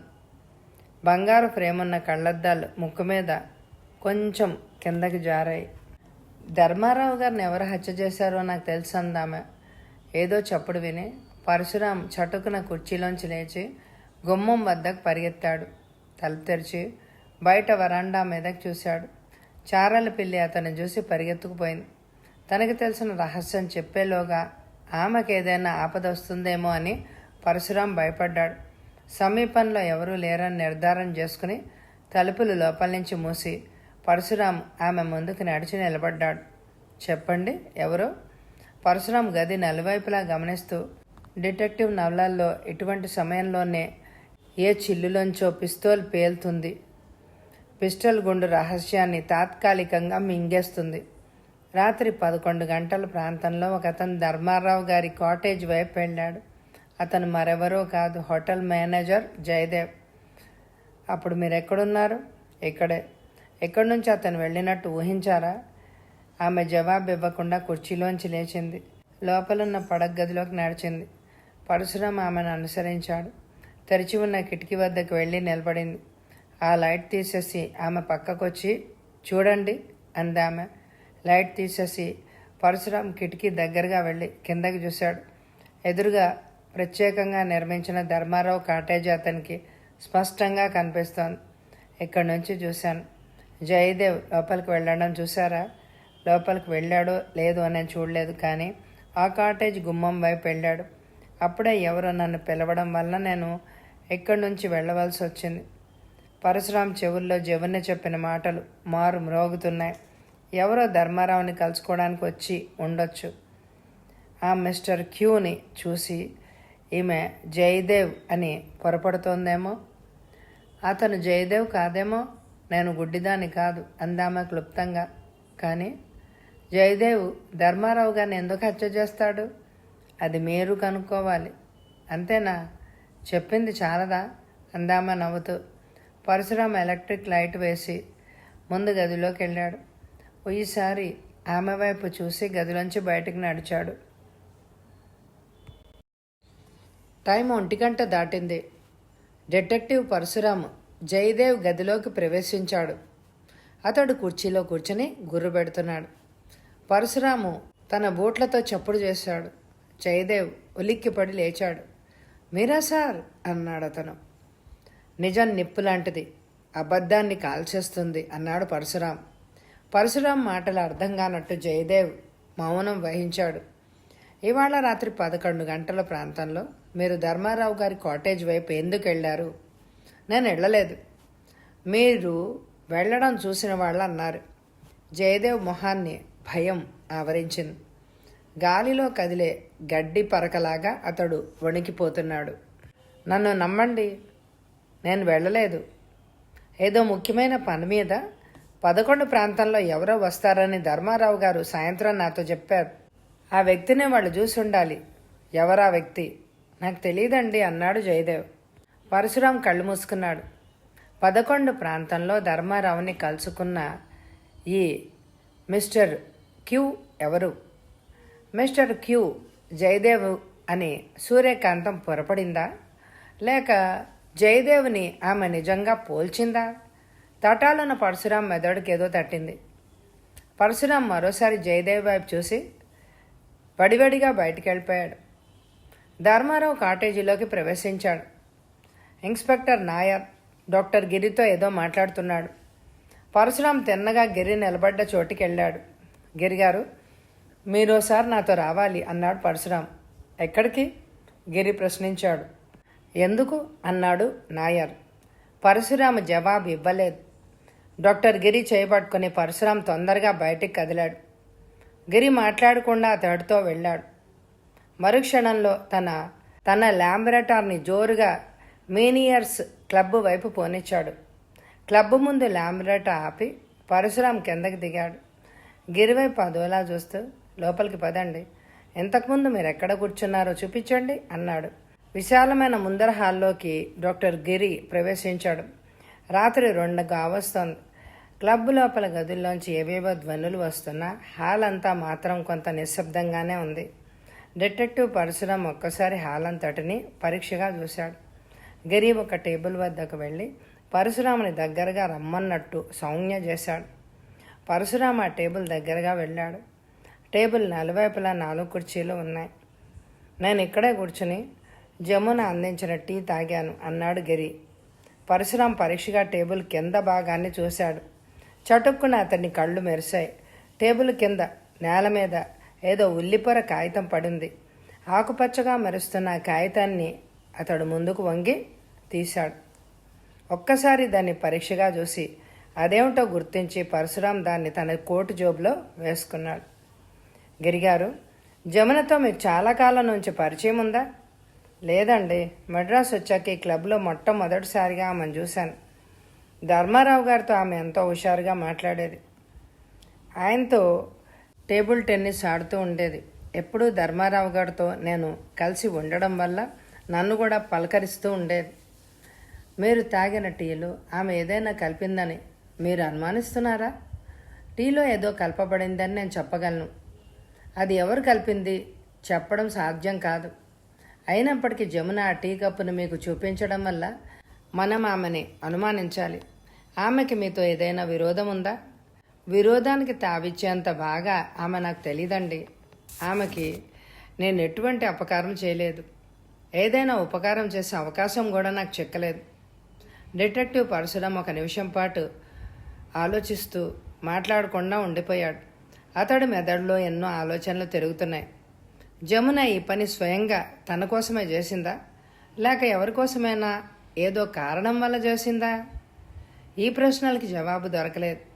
కానీ లోపల గదిలోంచి కొంతమంది కేకలు వినపడ్డాయి. డిటెక్టివ్ పరశురాం హాల్లోంచి లోపల గదిల వైపు వెళ్ళాడు. ఒక గదిలో 2 టేబుల్ టెన్నిస్ ఆడుకుంటున్నారు. 1/2 మంది బోర్డుకి ఇరువైపులా నిలబడి చప్పట్లు కొడుతున్నారు. పరశురాము కొంతసేపటి వరకు ఆ క్లబ్లోని కార్యక్రమాన్ని పరిశీలించి మెల్లిగా క్లబ్ బయటకు నడిచాడు. లాంబ్రెటా వైపు వెళ్ళబోతూ మీనియర్స్ క్లబ్ చుట్టూ ఉన్న తోటను చూస్తూ పరశురాము నిల్చున్నాడు. చటుక్కున వెనక్కి తిరిగి గిరివైపు చూశాడు. మద్రాసులో మీకెవరైనా శత్రువులున్నారా? ఎందుకుంటారు? నా దగ్గర డబ్బు అవి లేవుగా. గిరిగారు, మీరు పొరబడుతున్నారు. ధర్మారావు గారు ఆస్తి అంతా మీకు వస్తోందన్న విషయం మర్చిపోకండి. ఆ విషయం నాకు ఈ రాత్రేగా తెలిసింది. కానీ అదే విషయం మరెవరికైనా ఇంతకుముందే తెలిసుండొచ్చు కదా. గిరి పరశురాం మాటలు అర్థం కానట్టే ఊరుకున్నాడు. ఆలోచించండి, హెచ్చరించాడు. ఆలోచన ఎక్కడ ప్రారంభించాలో తెలియడం లేదు. ప్రస్తుతం మీరే ధర్మారావు గారిని చంపారని అనుకోవడానికి ఆధారాలున్నాయి. ఆస్తి మీ పేర ఆయన రాసినట్టు మీకు తెలిసుండవచ్చు. శవాన్ని మొదటిసారిగా మీరే చూశారు. ఎవరో మిమ్మల్ని తల మీద కొట్టి పారిపోయారు అన్నారు. కానీ ఆ వ్యక్తిని ఎవరూ చూడలేదు. గిరి మాట్లాడలేదు. ఇవాళ రాత్రి ధర్మారావు గారిని కలుసుకోవడానికి ఎవరో ముఖ్యమైన మనిషి వస్తాడని మీకు తెలుసా? ఎవరూ వచ్చి ఉండరు. అటువంటి విషయాలు ఆయన తప్పకుండా నాతో చెప్పేవారు. రాత్రిళ్ళు ఆలస్యంగా ఆయన్ని కలుసుకోవడానికి ఎవరైనా వచ్చేవారా? మొన్న రాత్రి చిదంబరం వచ్చాడు. అతను ధర్మారావు గారు ఎంతోసేపు మాట్లాడుకున్నారు. దేని గురించి? ఈ క్లబ్ని గురించి. మీనియర్స్ క్లబ్ని బిల్డింగ్తో సహా 2 లక్షలకి కొంటానని చిదంబరం గారు అన్నారు. ధర్మారావు గారు అమ్ముతాను అనలేదు, కానీ 2-3 రోజుల్లో తేలుస్తాను అని అన్నారు. చిదంబరం 5,000 అడ్వాన్స్ కూడా ఇచ్చాడు. ఆ డబ్బెక్కడుంది? ధర్మారావు గారు ఆ 100 రూపాయల కట్టను వేరుగా ఇనపెట్టెలో పెట్టేశారు. ఆయన పెట్టడం నేను కూడా చూశాను. ఆ కట్ట కింద ఒక డ్రాఫ్ట్ అమ్మకం పత్రాన్ని కూడా ఉంచారు. చిదంబరం ఎక్కడుంటాడు? అడియార్లో 23వ వీధి, తెల్లటిల్లు. నంబర్ నాకు తెలియదు. ఈ క్లబ్ అతనికి ఎందుకు? చిదంబరం గురించి ధర్మారావు గారు నాతో కొన్ని విషయాలు చెప్పారు. అతను పెద్ద రకం జోదగాడు. ఈ క్లబ్ని మరో విధంగా నడిపిస్తే డబ్బు ఎక్కువగా వస్తుందని అతడి ఆశ. అందుకే దాన్ని కొనడానికి సిద్ధపడ్డాడు. ఈ రాత్రి ధర్మారావుని చిదంబరం వచ్చి కలుసుకున్నాడా? పరశురాం ఆలోచిస్తూ తన లాంబ్రటా వైపు వెళ్ళాడు. నేను నా కారులో వస్తాను అన్నాడు గిరి వెనక నుంచి. క్లబ్ ముందు కారు ఉంది. కారు వైపు నడుస్తున్న గిరిని విచిత్రంగా గమనిస్తూ ఇద్దరూ వాళ్ళ వాహనాల్లో బయలుదేరారు. మర్నాడు పొద్దుటే 6 దాటింది. మేనియర్స్ క్లబ్ వెనక భాగంలో ఒక పెద్ద ఇల్లుంది. అందులో క్లబ్లో పనిచేసే కొంతమంది నివసిస్తూ ఉన్నారు. ఇంకా పూర్తిగా వెళ్తురు రాలేదు. క్లబ్కి కొంచెం దూరంగా తన లాంబ్రెటా ఆపి పరశురాం క్లబ్ వెనకనున్న ఆ ఇంటి వైపే నడిచాడు. మేడమెట్లు ఎక్కాడు. అతడు మెట్లెక్కడం కింద నుంచి ఒక అతను చూడడం పరశురాం గమనించాడు. ఓరగా కొంచెం దూరంలో నిలబడ్డ ఆ మనిషి వైపు చూశాడు. పరశురాం అతన్ని పోల్చగలిగాడు. అతను అక్కడ ఎందుకు నిల్చున్నాడు? వరండా మీద నడిచి పరశురాం ఒక గది ముందు ఆగాడు. తలుపులను మెల్లిగా తట్టాడు. జవాబు లేదు. బాల్కనీ వద్దకెళ్ళి కిందకు చూశాడు. ఇంతకుముందు కింద నిలబడ్డ అతను మాయమయ్యాడు. కొంచెం దూరంలో విశాలమైన సముద్రం కనపడుతోంది. కొంతమంది సముద్రపు స్నానాలు చేస్తున్నారు. పరశురాం మళ్ళా తలుపుల దగ్గరికి వెళ్ళి వాటిని తోశాడు. అవి తెరిచే ఉన్నాయి. గదిలోకి అడుగుపెట్టాడు. చిన్న గది, వేం కుర్చీలు ఉన్నాయి. గది చూడ్డానికి అంత అందంగా లేదు. పరశురాం కుడివైపునున్న మరో గదిలోకి వెళ్ళాడు. పడగ్గది. స్త్రీలు ధరించే పరికిణీలు అవి విచ్చలవిడగా పరుపు మీద పడున్నాయి. ఒకవైపున నిలువుటద్దం ఉన్న టాయిలెట్ టేబుల్ ఉంది. దాని మీద ఏదో హ్యాండ్ బ్యాగ్ తెరిచి పడి ఉంది. ఇంట్లో ఎవ్వరూ లేరు అని నిర్ధారించుకుని పరశురాం హ్యాండ్ బ్యాగ్లోని వస్తువులను పరీక్షించసాగాడు. ఫేస్ పౌడర్, ఇంకా ఏవో చిన్న అద్దం, దువ్వెన్న, ఆకుపచ్చ రంగు ఉల్లిపొర కాగితంలో చుట్టిన టాబ్లెట్లు అతడికి కనపడ్డాయి. ఇంతకుముందు క్లబ్లో టేబుల్ కింద దొరికిన ఉల్లిపొర కాగితంలో ఎటువంటి టాబ్లెట్లే ఉండాలి అని అతడు గ్రహించాడు. పరశురాం ఆలోచిస్తూ వాటన్నిటినీ మళ్ళా హ్యాండ్ బ్యాగ్లో పెట్టేశాడు. బయట అడుగులు చప్పుడైన ఎవరో లోపలికి వస్తున్నారు. సమీపంలో ఉన్న బీరువా వెనక్కి పరశురాం ఒక్క గంతేశాడు. ఊపిరి బిగబట్టి నిల్చున్నాడు. ఒక స్త్రీ పడగదిలోకి పాడుకుంటూ ప్రవేశించింది. తన చీరను విడిచి పరుపు మీద పడేసింది. నీలం రంగు బేతింగ్ దుస్తులు మాత్రం పరశురాం కనపడ్డాయి. ఆ దుస్తుల్లో నిగనిగలాడే ఆమె శరీరాన్ని చూస్తుంటే పరశురాం కళ్ళు జిగేలమన్నాయి. ఆ తర్వాత ఆమె బీరువా తీస్తున్న చప్పుడు వినపడింది. అతడు బీరువా వెనక నుంచి బయటకొచ్చాడు. చప్పుడు చేయకుండా హాల్లోంచి వరండా మీద గంతేశాడు. తలుపులను దగ్గరగా మూశాడు. వరండా మీద పచార్లు చేస్తూ ఆలోచించసాగాడు. ఆమె సముద్ర స్నానం చేసి వచ్చి ఉంటుంది. శరీరం మీద చేరిన ఉప్పు నీళ్ల వాసనని పోగొట్టడానికి స్నానాల గదిలోకి మళ్ళీ వెళ్ళింది. 10 నిమిషాలు గడువు ఇచ్చి పరశురాం తలుపు మీద తట్టాడు. తువ్వాలతో జుట్టు తుడుచుకుంటూ ఆమె గుమ్మం వద్దకు వచ్చి నిలబడింది. క్షమించాలి, మీతో మాట్లాడాలి అన్నాడు పరశురాం. జమున మాట్లాడలేదు. రమ్మన్నట్టు అతడి వైపు చూస్తూ లోపలికి వెళ్ళింది. పరశురాం ఆమె ముందు నించున్నాడు. నిన్న రాత్రి ఈ కాగితంలో చుట్టిన టాబ్లెట్ని మీరు గిరికిచ్చిన టీలో ఎందుకు కలిపారో చెప్తే విందామని వచ్చాను అన్నాడు పరశురాం. తన జేబులోని ఉల్లిపొర కాగితాన్ని ఆమెకు చూపించాడు. నేనే కలిపానని మీరెందుకు ఊహిస్తున్నారు? కలిపే అవకాశం మీకు ఉంది కనుక. అవసరం లేదుగా అంది జమున నవ్వుతూ. అది పరిశోధించవలసిన విషయం. ఈ టాబ్లెట్తో మీకు పరిచయం ఉందా? అటువంటి టాబ్లెట్లు, మందులు షాపుల్లోనే ఉంటాయి కదా, ఎప్పుడైనా కొన్నారా? రాత్రిలో నేను బాగా నిద్రపోతాను. మీ హ్యాండ్ బ్యాగ్లో ఇటువంటి టాబ్లెట్లు ఉన్నాయేమో చూసిరండి. నా హ్యాండ్ బ్యాగ్లో ఉండే వస్తువులు నాకు తెలుసులేండి, చూడడం అనవసరం. పరశురాం ఆమె వైపు సూటిగా చూస్తూ, గిరిటీలో మీరు ఈ టాబ్లెట్ని కలిపారు. అతను నిద్రపోవలసి వచ్చింది. అటువంటి టాబ్లెట్లు మీ హ్యాండ్ బ్యాగ్లో ఉన్నాయి. మీరు చూసారా? కళ్ళతోటే కాదు, చేత్తో కూడా ముట్టుకొని మరీ చూశాను అయితే తమరు నేను సముద్ర స్నానం చేస్తున్న సమయంలో నా ఇంట్లోకి ప్రవేశించి అంతా చూశారన్నమాట. పరశురామ ఆలోచిస్తున్నాడు. జమున పేం కుర్చీలో కూర్చుంది. నిన్న రాత్రి నిద్ర పట్టక ఆ టాబ్లెట్ కొన్నాను అందామె. ఇప్పుడు తోవలోకి వస్తున్నారు, నడవండి. ఎంత దూరం అందామె నవ్వుతూ. నిజం తెలిసేదాకా అని పరశురాము నేను మెట్లెక్కుతుంటే కింద ఒక అతను నిలబడ్డాడు. అతను మీకోసమే ఎదురు చూస్తున్నాడని అనుకుంటున్నాను. ఎవరతను? కాంతారావు. జమున మొహాన్ని ఏదో మబ్బు కమ్మినట్టుగా అయింది. అతను మీతో మాట్లాడా? మాట్లాడే ధైర్యం లేదు. నన్ను చూసి పారిపోయాడు. అతని మూలంగానే నేను ఆ టాబ్లెట్ కొనవలసి వచ్చింది అందామె. అతను మీకు నిద్ర పట్టకుండా చేశాడా? కొంతమంది మనుషులు రాబందుల్లాగా ప్రవర్తిస్తారు. అటువంటి వాళ్లలో కాంతారావు కూడా ఒకడు. అతడు మిమ్మల్ని పీకు తింటున్నాడా? నిన్న అతను నన్ను క్లబ్లో చూసి పోల్చాడా? అతన్ని చూడగానే నేను భయపడ్డాను. ఏం జయమ్మ ఎక్కడున్నావు అన్నాడు. అతను పూనాలో నాకు తెలిసిన రోజుల్లో నా పేరు జయమ్మ. అప్పుడందరూ నన్ను చులకనగా చూసేవారు. నాటకాల్లో చిన్న చిన్న వేషాలు వేసేదాన్ని. కాంతారావు కూడా నటించేవాడు. ఇదంతా 10 ఏళ్ల క్రితం జరిగింది. ఇప్పుడు నేను మంచి స్థితిలో ఉన్నానని అతను గ్రహించాడు. నిన్న రాత్రి 10 ప్రాంతంలో ధర్మారావు గారిని వారి హోటల్కి తీసుకెళ్లే ముందు నేను నా ఫ్లాట్కి వచ్చాను. కాంతారావు గదిలోకి వచ్చాడు. నాతో సరసాలు ఆడబోయాడు. శ్రీధర్ని గురించి అతడికి చెప్పి జాగ్రత్తగా ఉండమన్నాను. అతడు కోపం వచ్చింది. శ్రీధర్ నన్ను పెళ్లాడకుండా చేస్తానని అతను నన్ను బెదిరించాడు. నా గతాన్ని గురించి శ్రీధర్కి చెప్తాను అన్నాడు. 5,000 ఇస్తే నన్ను మర్చిపోయి పూనా వెళ్ళిపోతాను అన్నాడు. అతనికి డబ్బు ఇచ్చారా? అంత డబ్బు ఉంటేగా ఇవ్వడానికి. అతన్ని ఇవాళ రమ్మన్నాను. ధర్మారావు గారిని ఎడాపెడా నా ముందు తిట్టి ముసలాడు త్వరలోనే చస్తాడని నాతో చెప్పి అతను చివరికి వెళ్ళిపోయాడు. అతను వెళ్ళగానే నేను క్లబ్లోకి వెళ్ళి ధర్మారావు గారిని హోటల్ వద్ద దింపొచ్చాను. ఆయనతో కాంతారావుని గురించి చెప్పారా? చెప్పాలనుకున్నాను, కానీ ఆయన ఎందువల్లో అదో విధంగా ఉన్నారు. దేని గురించో ఆయన ఆలోచిస్తున్నారు. అందువల్ల చెప్పడం సాధ్యం కాలేదు, మానేశాను. పరశురాం కొంచెంసేపు ఆలోచించి మెల్లగా గదిలోంచి బయటకు నడిచాడు. మెట్లు దిగుతున్నాడు. అతడి మెదడుల ఆలోచనలు కదులుతున్నాయి. కాంతారావుకి భయపడి జమున టీలో నిద్రమందు కలిపి గిరికిచ్చిందా? గిరి ఎప్పుడు ధర్మారావుని అంటిపెట్టుకునే ఉండేవాడు. అందువల్ల వాళ్లను విడదీయడం అవసరం.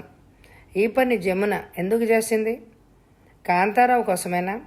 పరశురాం క్లబ్కి కొంచెం దూరంలో ఆగి ఉన్న అతడి బండి ఎక్కి chief inspector of crime Nair office వైపు లాంబ్రెట్ అని పోనిచ్చా. ధర్మారావు హత్య చేయబడి 4 రోజులు దాటింది. డిటెక్టివ్ పరశురాము, ఇన్స్పెక్టర్ నాయర్ శాయశక్తుల వాళ్ల పరిశోధన సాగిస్తున్నారు. డాక్టర్ గిరి ముళ్ల మీద కూర్చున్నట్టు కాలాన్ని గడుపుతున్నాడు. రాత్రి 8 అవ్వస్తోంది. గిరి తన రిస్ట్ వాచ్ కేసు చూసుకున్నాడు. ప్రమేల్ ఇంకా రాలేదే. తన స్వాధీనంలో ఉన్న కారుని తీసుకుని ప్రమీల ఏదో పిక్నిక్ వెళ్ళింది. 7లోగా తప్పకుండా తిరిగొస్తాంది. గిరి లోపల గాబరా పడిపోతున్నాడు. ప్రమీలను గురించే ఆలోచిస్తున్నాడు. మొదట్లో తన స్వాధీనంలో ఉన్న కారు ఆమెకు ఇవ్వకూడదు అనుకున్నాడు. కానీ ప్రమీల కళ్ళలోకి దూస్తుంటే ఇవన్నీ చెప్పలేకపోయాడు. ప్రమీలకి డ్రైవింగ్ అంత బాగా తెలియదు. ఒకవేళ కారుకి ఏదైనా ప్రమాదం సంభవించిందేమో. డాక్టర్ గిరి మెదడులో ఎన్నో భయాలు తలెత్తుతున్నాయి. అతను ముందరి గదిలో పచారులు చేస్తున్నాడు. బయట నుంచి ఎవరో తొందరగా పరిగెడుతున్న చప్పుడు అతడికి వినపడింది. చటుక్కున తన చూపుని గుమ్మం వైపు పోనిచ్చాడు. ప్రమీల దూసుకుంటూ గదిలోకి వచ్చింది. ఆమెను చూసిన క్షణంలో అతడి కళ్ళు ఆనందంతో మెరిసిన వెంటనే అతనిలో గాబరా పుట్టుకొచ్చింది. ప్రమీల ఇంత ఆయాసంతో ఎందుకు పరిగెడుతోంది? గిరి ఈ ప్రశ్న అడిగే లోపలే ఆమె అతడి దగ్గరగా వెళ్ళి అతడు 2 చేతులు పట్టుకుంది. ఆమె వణుకుతోందని గిరి గ్రహించాడు.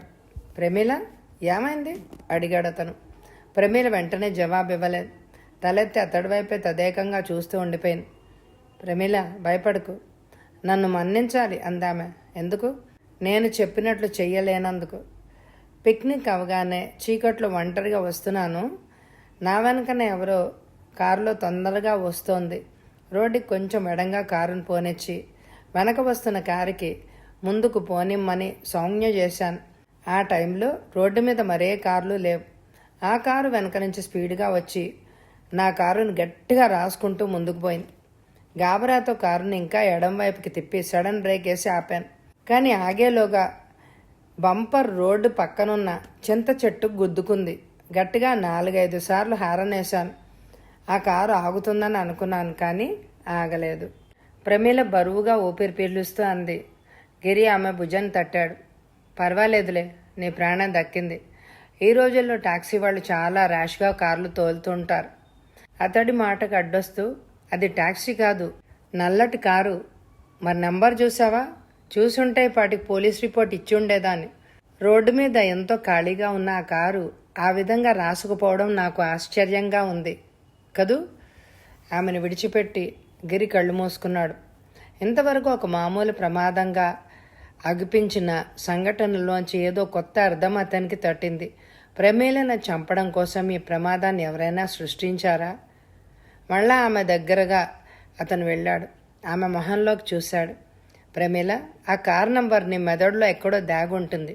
జ్ఞాపకం తెచ్చుకో. ఆ కార్ నంబర్ మనకు చాలా అవసరం, అత్యవసరం. గంభీరంగా అరిచాడు గిరి. అతని కళ్ళకి ఇంతకుముందు హత్య చేయబడ్డ ధర్మారావు శవం కనిపిస్తోంది.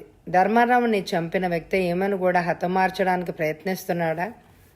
ప్రమీల గిరిని ఆశ్చర్యంగా చూస్తూ ఇలా జవాబిచ్చింది. ఆ నెంబర్ నాకు జ్ఞాపకం లేదు. ఆ నంబర్ ఏంటో నాకు జ్ఞాపకం లేదు. కంగారుగా ఉన్నాను కదా, అందుకని. పోర్ని ఆ కారును చూస్తే మళ్ళీ పోల్చగలవా? ఆ కారు ఎడం వైపు బాగా సొట్టలు పడుంటాయి.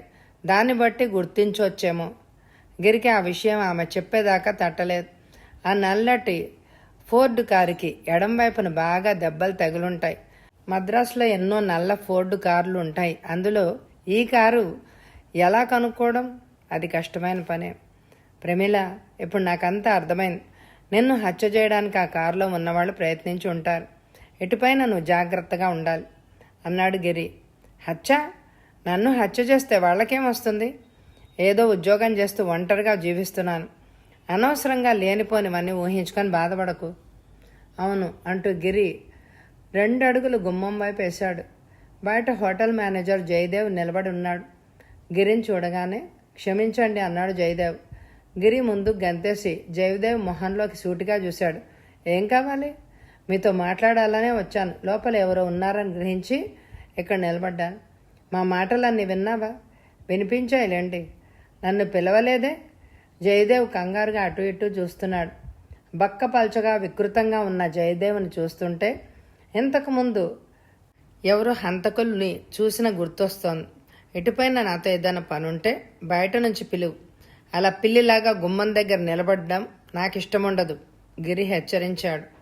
క్షమించండి, ఈ హోటల్ గురించి నీతో మాట్లాడాలి. కాసేపు అయ్యాక నేను కబురు పంపిస్తాను అన్నాడు. అప్పుడు మాట్లాడుకుందాం. జయదేవ్ వెనక్కి తిరిగి మెల్లిగా వెళ్తున్నాడు. అతన్ని చూస్తూ ఒక్క క్షణం పాటు గిరి అలాగే ఉండిపోయాడు. జయదేవ్ రూపం అతని కళ్ల ముందు నుంచి మాయమైన క్షణంలోనే ఏదో ఆలోచన రామబాణంలాగా గిరి మెదడులో దూసుకుపోయింది. ఒక్క గంతేసి అతను ప్రమీల ముందు నిలబడ్డాడు. ప్రమీల, మొదట్లో నేను పొరపడ్డాను. ఇప్పుడు నాకంతా తెలిసింది. గిరిలోంచి ఏదో భయం పైకొస్తోంది. ఏమీ చెప్పలేక అతను అలాగే నిలబడిపోయాడు. ఏంటి? కాడిలా కారు ధర్మారావు గారిది. అతను పోయారన్న విషయం అందరికీ తెలుసు. ఆ కారుని ప్రస్తుతం నువ్వు ఉపయోగిస్తున్నావని కూడా అందరికీ తెలుసు. ప్రమీల అడ్డొస్తూ చెప్పింది. ఆ ఫోర్డ్ కారులో ఉన్నవాళ్ళు క్యాడిలాక్ కారులో నేనున్నానని పొరపడి ఆ ప్రమాదం కల్పించి ఉంటారు. ధర్మారావు గారి ఆస్తి అంతా నాకే వస్తుందిగా. ప్రమీల అతను చేయబట్టుకుని, అయితే నువ్వు ఎంతో జాగ్రత్తగా ఉండాలి. ఒక విషయం నీతో చెప్పడం మర్చిపోయాను. ఆ కారులో ఒక్కతనే ఉన్నాడు. అతన్ని నేను స్పష్టంగా చూడలేదు. డాక్టర్ గిరి మాట్లాడకుండా టెలిఫోన్ వద్దకు వెళ్ళాడు. ప్రమీల అతన్ని అనుసరించింది. ఈ విషయం వెంటనే ఇన్స్పెక్టర్ నాయర్ గారికి చెప్తాను. దాచి లాభం లేదు అంటూ గిరి ఒక నెంబర్ తిప్పాడు. మర్నాడు పొద్దుటే డిటెక్టివ్ పరశురాం సీవ్యూ హోటల్ చేరుకున్నాడు.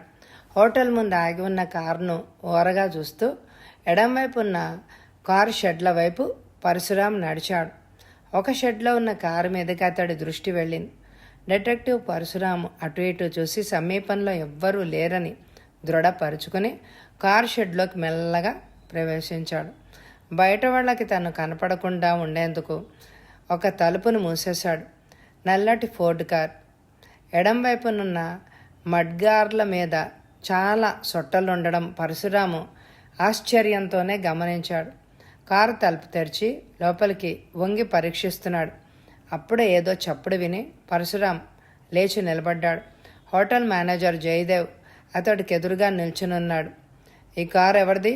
పరశురాం ప్రశ్నించాడు. నాదేనండి. ఏదైనా ప్రమాదం జరిగిందా? ఏదో జరుగుంటుందండి. అది ఎలా జరిగిందో నాకు తెలీదు. పరశురాము జయదేవ్కి దగ్గరగా వెళ్ళి కత్తితో కోస్తున్నట్టు అతడి ముఖంలోకి చూశాడు. ఈ కారు మీద ఈ సొట్టలు ఎంతకాలం నుంచి ఉన్నాయి? అదంతా అడిగి నన్ను పీడించకండి.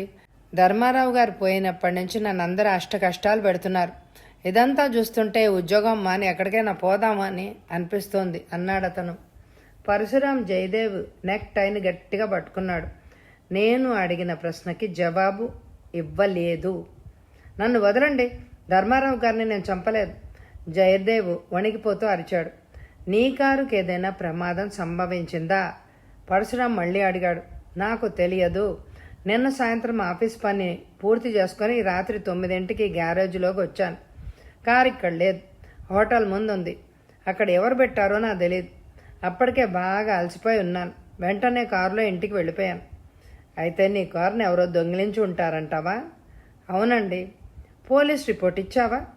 ఇవ్వలేదు. కొంతమంది మిత్రులు చెప్పకుండా నా కారుని పట్టుకుపోతూ ఉంటారు. మళ్ళా జాగ్రత్తగా పట్టుకొచ్చి ఇక్కడ పెడుతూ ఉంటారు. అలా పట్టుకెళ్ళే అలవాటున్న వాళ్ళందరినీ అడిగి చూసారా? ఇవాళ అందరినీ అడిగానంటే కానీ వాళ్ళెవరు పట్టుకెళ్ళలేదుట. జయదేవ్ గారు వెంటనే పోలీస్ వాళ్ళకి రిపోర్ట్ ఇవ్వండి. నిన్నెవరో ఈ కారును ప్రమీల నడుపుతున్న కారుకి ఢీ కొట్టారట. ఆ కారుని బోల్తా కొట్టించడానికి ప్రయత్నించారు. ఆ కారులో గిరి ఉన్నాడని, మీ కారు దొంగిలించిన అతను పొరపడి ఉంటాడు. ధర్మారావుని హత్య చేసిన మిస్టర్ క్యూ మీ కారును దొంగిలించి ఉంటాడని సందేహం లేకుండా చెప్పొచ్చు. ఇన్ని కార్లుండగా అతను మీ కారుని ఎందుకు దొంగిలించాలి? మిస్టర్ క్యూతో మీకేదో సంబంధం ఉండాలి అంటూ ఆగాడతను. జయదేవు చలి జ్వరం వచ్చినట్టు వణుకుతున్నాడు. పరశురాము బయటికి నడిచాడు. పరశురాము ఇంట్లో కూర్చున్నాడు. అంతలో టెలిఫోన్ మోగింది. పరశురాం గారా, మాంబళంలో స్వామి గార్డెన్స్కి రండి. ఇదంతా నాకు చాలా బాధగా ఉంది. నేను మీకు నిజం చెప్పేస్తాను. 10 నిమిషాల్లో రండి. ఎవరు మీరు? పరశురాం ప్రశ్నకు జవాబు రాలేదు. ఫోన్ పెట్టేశాడు. తన బండి మీద బయలుదేరాడు. అవతల మాట్లాడిన వ్యక్తి ఎవరో. అతడి కంఠం కేచుగా ఉంది. ఎంత ఊహించినా ఆ కంఠాన్ని పరశురాం పోల్చుకోలేకపోయాడు. 10 నిమిషాల్లో మాంబళంలో ఉన్న స్వామి గార్డెన్స్కి చేరుకున్నాడు. అతను గార్డెన్లోకి ప్రవేశిస్తుంటే కొంత దూరంలో ఉన్న ఒక కారు అప్పుడే స్టార్ట్ అయి రయ్యని రోడ్డమ్మట వెళ్ళిపోయింది. అక్కడ నల్లటి ఫోర్డ్ కారు ఉంది. పరశురాం కారులోకి చూశాడు. డ్రైవర్ సీట్ దగ్గర ఉన్న కారు తలుపు సగం తెరిచింది. జయదేవ్ సీటు మీద వెల్లికిలా పడున్నాడు. అతడి కాళ్ళు బయటికి వేలాడుతున్నాయి. పరశురాం ముందున్న రెండో తలుపు తెరిచి జయరాం చేతుల్ని తాకి చూశాడు. ఒళ్ళింకా వేడిగానే ఉంది. అప్పుడే జయదేవు చనిపోయాడని పరశురాం గ్రహించాడు. అతని గుండెల ప్రాంతంలో బట్టలు రక్తసిక్తం అయ్యాయి. ఇంకా రక్తం కొద్దిగా కారుతూనే ఉంది. హత్యకు ఉపయోగించిన ఆయుధం కారులో ఎక్కడా లేదు. పరశురాం తన జేబులో ఉన్న టార్చ్ లైట్ వేసి మామిడి చెట్టు చుట్టూ వెతకసాగాడు. నేల మీద పడున్న ఒక కత్తి అతడికి కనిపించింది. వంగి కూర్చునే టార్చ్ లైట్ కాంతిలో పరశురాం దాన్ని జాగ్రత్తగా పరిశీలించాడు. జయదేవుని చంపిన కత్తి అదే అని చిటికలోనే గ్రహించాడు. వెంటనే పరిగెత్తుకెళ్ళి అక్కడే బూతులో ఉన్న ఫోన్లో నాయర్ని రమ్మని కౌరమ్మించాడు. పోలీస్ ఫార్మాలిటీస్ అన్నీ పూర్తయ్యాయి. పరశురాం 23వ నెంబర్ వీధిలో ఉన్న ఒక తెల్లటి ఇంటి ముందు ఆపాడు తన బండిని. పొట్టిగా ఉన్న ప్రహరీ గోడ మించి లోపలికి దూరంగా ఉన్న తెల్లటి భవనం పరశురాంకి కనపడింది. ఎత్తుగా ఇనుముతో చేయబడ్డ వీధి గేట్ తలుపు పూర్తిగా మూసే ఉంది. పరశురాం బండి దిగి గేట్ మీద గట్టిగా తట్టాడు. కొన్ని నిమిషాల తర్వాత గేట్ తలుపులను తెరిచి ఒక మధ్య వయసులో ఉన్న ఒక వాచ్మెన్ బయటికి చూశాడు. ఏం కావాలి సార్ అని అడిగాడు అతను. చిదంబరం గారు ఉన్నారా? ఉన్నారు. ఆయన అర్జెంటుగా కలుసుకోవాలి. ఎవరైనా ఆయన చూడ్డానికి వస్తే ముందే ఆయన నాతో ఫోన్లో చెప్తారు. మిమ్మల్ని గురించి ఆయన నాతో ఏం చెప్పలేదే? పరశురాం ఆలోచిస్తున్నాడు. ఈ సింహద్వారం దాటి లోపలికి ఎలా వెళ్ళడం? వాచ్మాన్కి ఏదో పేరు చెప్పాడు. దాంతో అతడు లోపలికి వెళ్ళి చెప్పొస్తానని బయలుదేరి వెళ్ళాడు. అక్కడ ఒక వ్యక్తి ఉన్నాడు. చిదంబరం గారు కావాలి అని అడిగాడు. తన కూడా రమ్మన్నట్టు పరశురాం వైపు చూసి మెల్లిగా లోపలికెళ్ళాడు. పరశురాం మాట్లాడకుండా అతన్ని అనుసరించాడు. చిదంబరం, నేనే. ఏం కావాలి అని అడిగాడు అతను. డిటెక్టివ్ పరశురామని. మీ పేరు విన్నాను. ఇంత ఆలస్యంగా వచ్చారే? ధర్మారావుని ఈ మధ్య కలుసుకున్నారా? కలుసుకున్నాను. ఎప్పుడు? ఆయన 2-3 రోజుల్లో పోతారు అనగా ఆయనతో వెళ్ళి మాట్లాడాను. అటుపైన మళ్ళా వెళ్ళలేదా? వెళ్ళలేదు. ఆయనతో మీరు దేని గురించి మాట్లాడారు? మేనియర్స్ క్లబ్ గురించి. అది నేను కొంటానన్నాను. ఒక డ్రాఫ్ట్ ఇచ్చాను. దాంతోపాటు అమ్మక పత్రం కూడా టైప్ చేయించి ఇచ్చాను. 5,000 ఆయనకి అడ్వాన్స్ కూడా ఇచ్చాను. కానీ ఏదో తేలేలోగా ఆయన హతమార్చబడ్డారు. ఆ పత్రం కాపీ మీ దగ్గర ఉందా? నా దగ్గర లేదు. ఒకటే టైప్ చేయించి ఇచ్చాను ఆయనకి. కాపీలు తీయించలేదు. డిటెక్టివ్ పరశురాము ఆలోచిస్తున్నాడు. ధర్మారావు హత్య చేయబడ్డ రాత్రి 10-12 మధ్య మీరేం చేశారు? ఆ విషయం మీకెందుకు? ఆ సమయంలో మీరు ధర్మారావు కాటేజీలోకి వెళ్తుంటే కొంతమంది చూశారు గనక. నేను వెళ్తుంటే చూసిన వాళ్ళని వెంటనే కళాసుపత్రికి పంపించాలి అన్నాడు చిదంబరం నవ్వుతూ. పరశురాం కొంతసేపటికి ఆలోచిస్తూ ఉండిపోయాడు. చిదంబరం నిండు కుండలాంటి మనిషి. అంత సులువుగా తొణికే వ్యక్తి కాదని పరశురాం గ్రహించాడు. మీకేం తెప్పించలేదు, ఉండండి, ఇప్పుడే లోపలికెళ్ళి చెప్పొస్తాను అన్నాడు. అతడు లోపలికెళ్ళడం చూసి అక్కడ ఇనప్పెట్టె దగ్గరికి వెళ్ళాడు. ఒకసారి అటు ఇటు చూసి అతడు ఇంకా రావట్లేదని గ్రహించి ఆ తలుపు తెరిచాడు. ఒక 100 రూపాయల నోట్ల కట్ట అతడు కనిపించింది. తొందరగా వాటిని లెక్కబెట్టాడు. 5,000. ఆ కట్ట కింద ఒక డ్రాఫ్టు అమ్మక పత్రం ఉంది. దాన్ని చూసి మెల్లిగా జేబులో పెట్టేసుకున్నాడు. ఎనప్పెట్ట తలుపులు దగ్గరగా మూసి గది మధ్యకు వచ్చేశాడు. బట్లర్ గదిలోకి వచ్చి పరశురాంకు ఒక గ్లాస్ అందించాడు. వెళ్ళిపోయాడు. కాసేపట్లో చిదంబరం లోపలికొచ్చాడు. అతడు మొహం భయంకరంగా ఉంది. చేతిలో పిస్టల్ మెరుస్తోంది. నీ జేబులో ఉన్న పత్రాన్ని ఇలా ఇయ్యండి, గర్జించాడు చిదంబరం. పరశురాం నిర్ఘాంతపోయాడు. పరశురాం గారు పెద్ద డిటెక్టివ్లు. ఒక్కోసారి బోల్తా కొడుతూ ఉంటారు. ఈ గదిలో అద్దాలు ఉన్నట్టే పక్క గదిలో కూడా అద్దాలు ఉన్నాయి. వాటి మూలంగా మీరు తీసింది రహస్యంగా నేను చూడగలిగాను. పరశురాం తన జేబులో ఉన్న పత్రాన్ని తీసి అతనికి అందించాడు. గదిలో ఎంతో తెలివిగా అమర్చబడిన అద్దాలను చూసి పరశురాం చిదంబరం వైపు తిరిగాడు. ఈ పత్రం నా వద్దకు ఎలా వచ్చిందా అని మీరు ఆలోచించడం అనవసరం. నేను మీకు అంతా చెప్తాను, వినండి అన్నాడు చిదంబరం. గదిలో ఉన్న సోఫాలో పరశురాం కూర్చున్నాడు. సిగరెట్ వెలిగించి ఎదురుగా కూర్చున్న చిదంబరం వైపు చూశాడు. ధర్మారావు గారు హత్య చేయబడ్డ రోజు నేను ఆయన కాటేజీకి వెళ్ళాను. నేను వస్తానని ఆయనకు ఫోన్ చేయలేదు. కాటేజీలోకి ప్రవేశించి ఆయన శవం చూశాను. ఆయన మరణం వల్ల నా అడ్వాన్స్ 5,000 నాకు తిరిగి రాదేమో అని భయపడి ఎన్నెప్పట్ట తెరిచి ఇంతకు ముందు నేనిచ్చిన డబ్బుని అమ్మకం డ్రాఫ్ట్ పత్రాన్ని తీసుకొని బయటకు వచ్చేశాను అన్నాడు చిదంబరం. మీకు లోపల నుంచి ఎవరి మాటలైనా వినపడ్డాయా? లోపలంతా నిశ్శబ్దంగా ఉంది. మీరు బయటకు వస్తుంటే ఎవరైనా చూశారా? చూసి ఉండరు. మీరు కాటేజీలోకి వెళ్ళేటప్పటికి టైం ఎంత అయింది? గుర్తులేదు. అప్పుడు మీకు జయదేవ్ కనపడ్డా? జయదేవ్ గాడిలా కారులో కూర్చున్న ఎవరితోటో మాట్లాడుతున్నాడు.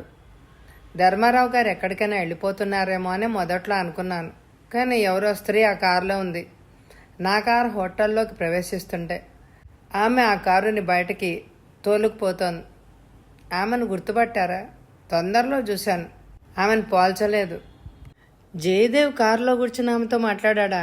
అయితే ఆ సంగతి జయదేవ్ ఎవరికి చెప్పకుండా ఎందుకు దాచాడు? అదే తనతో చెప్పడానికి జయదేవ్ తనని స్వామి గార్డెన్స్కి రమ్మన్నాడా? ఎంత ఆలోచించినా తెగని ప్రశ్నల పరంపర. వెళ్ళొస్తాను, థ్యాంక్స్ అని బయటికి నడిచాడు. పరశురాం ఆలోచిస్తున్నాడు. సివియు హోటల్కి వచ్చాడు. కాసేపట్లో ఒక స్త్రీ ఎదురుగా ఉన్న టేబుల్ వద్దకు వచ్చి కూర్చున్నారు. ఆమె మధ్య వయసులో ఉంది.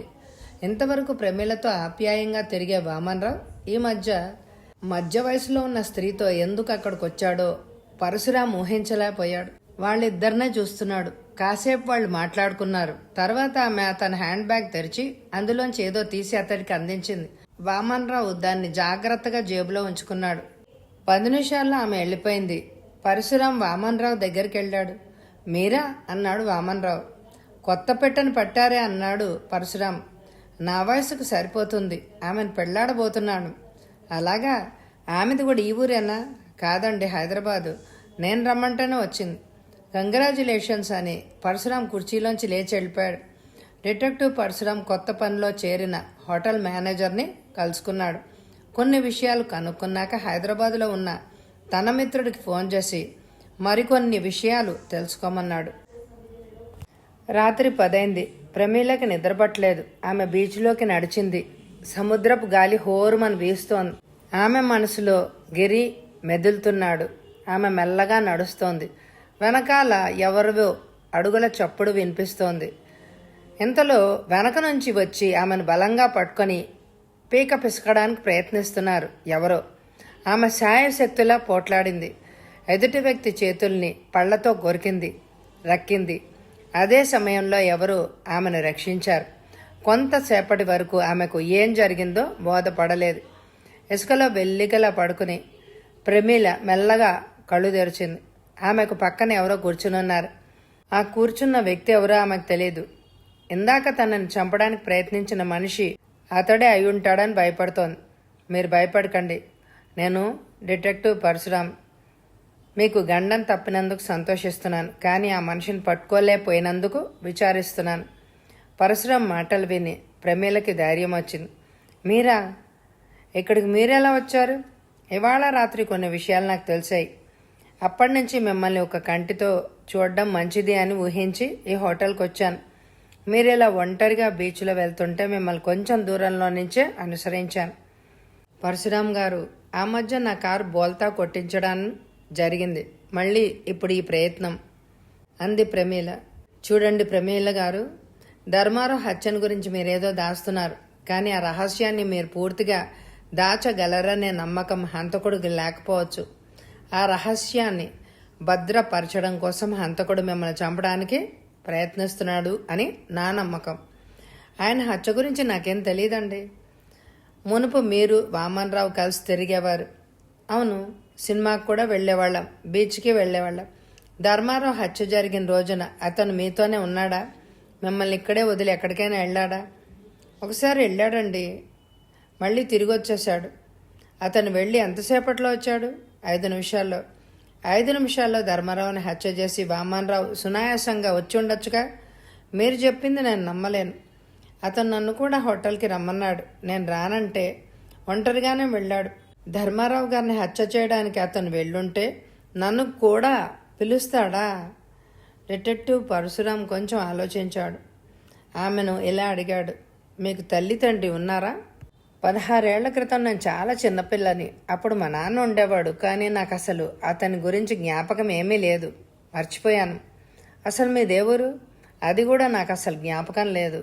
సరే పదండి, మిమ్మల్ని గదిలో విడిచొస్తాను అని లేచాడు డిటెక్టివ్ పరశురాం. మర్నాడు ఇన్స్పెక్టర్ నాయర్కి ఎదురుగా ఒక ఆమె కూర్చుంది. ఆమె చూడ్డానికి బాగుంది. నన్ను ఇక్కడికి ఎందుకు రమ్మన్నారు అందామె. మీకంతా తెలుసు, కానీ దాచడానికి ప్రయత్నిస్తున్నారు. ఎటువంటి సమయంలో నిజం చెప్పడం మంచిది అన్నాడు పరశురాం. హైదరాబాద్ నుంచి మీరు ఇక్కడికి ఎందుకు వచ్చారు అడిగాడు పరశురాం. ఆమె ఉలిక్కిపడింది. ప్రమేల్ ఎవరో నాకు తెలియదండి.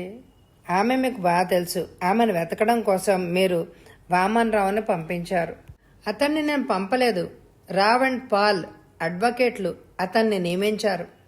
తీరా ప్రమేలను చూడగానే వామన్రావు తనకి ఉద్యోగం ఇచ్చిన రావ్ అండ్ పాల్ అడ్వకేట్లని మర్చిపోయి స్వయంగా మీతో మాటలు ప్రారంభించాడు. మిమ్మల్ని హైదరాబాద్ నుంచి ఇక్కడికి రమ్మన్నాడు. ప్రమీల ఇంకా బ్రతికున్నట్టు ఎక్కువ మందికి తెలియదు. ఆమె తండ్రి మిమ్మల్ని 2వ పెళ్లి చేసుకున్నాడు. ఆయనకి జీవితంలో సంతోషం లేకుండా మీరు చేశారు.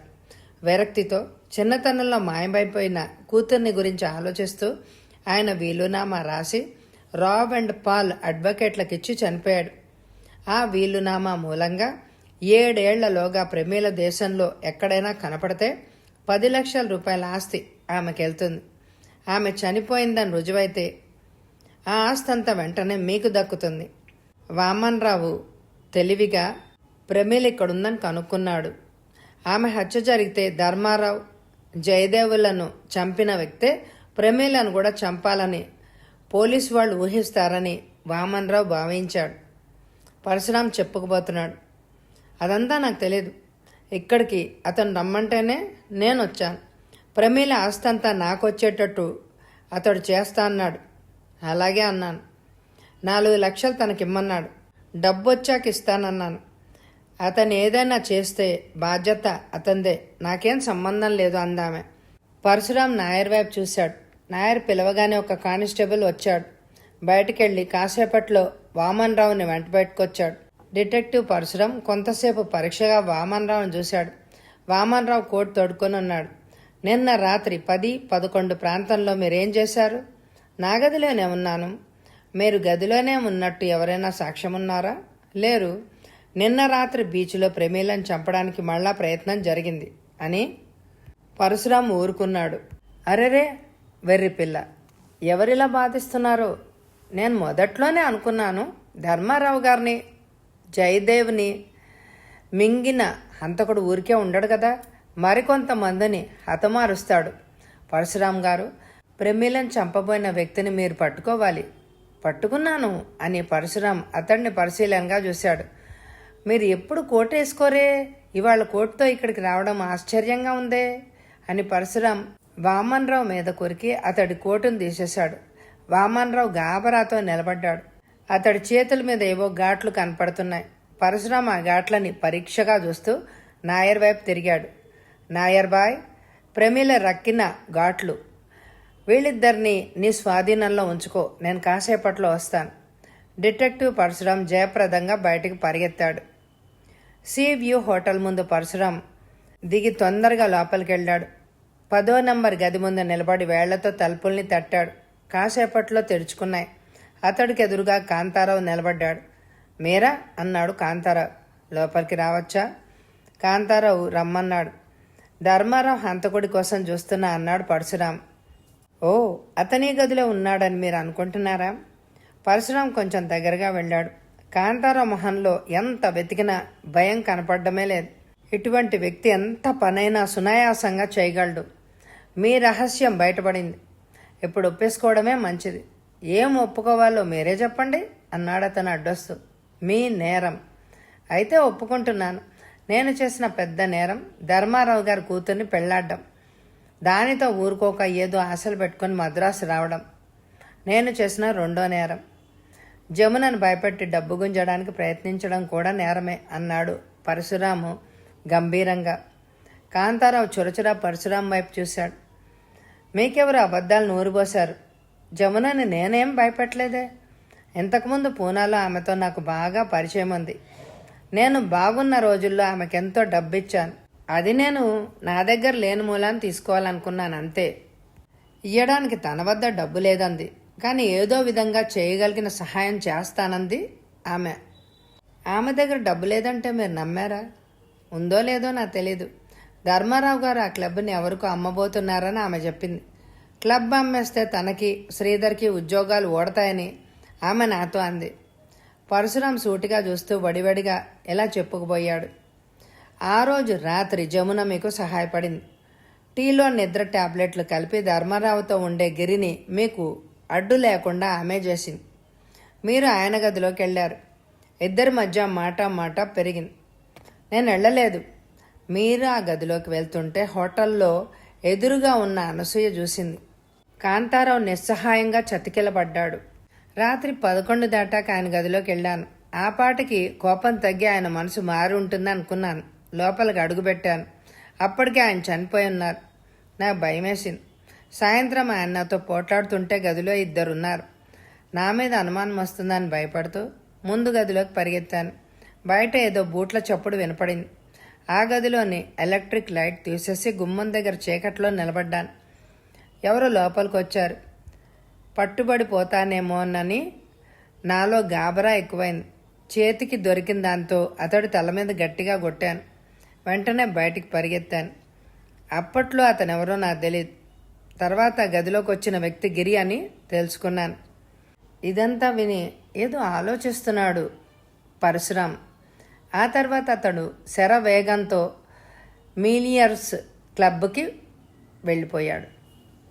క్లబ్ ముందు ఆపి బండిని వెనకనున్న ఇంటివైపు నడిచాడు. ఆలోచిస్తూ మేడమెట్లెక్కాడు.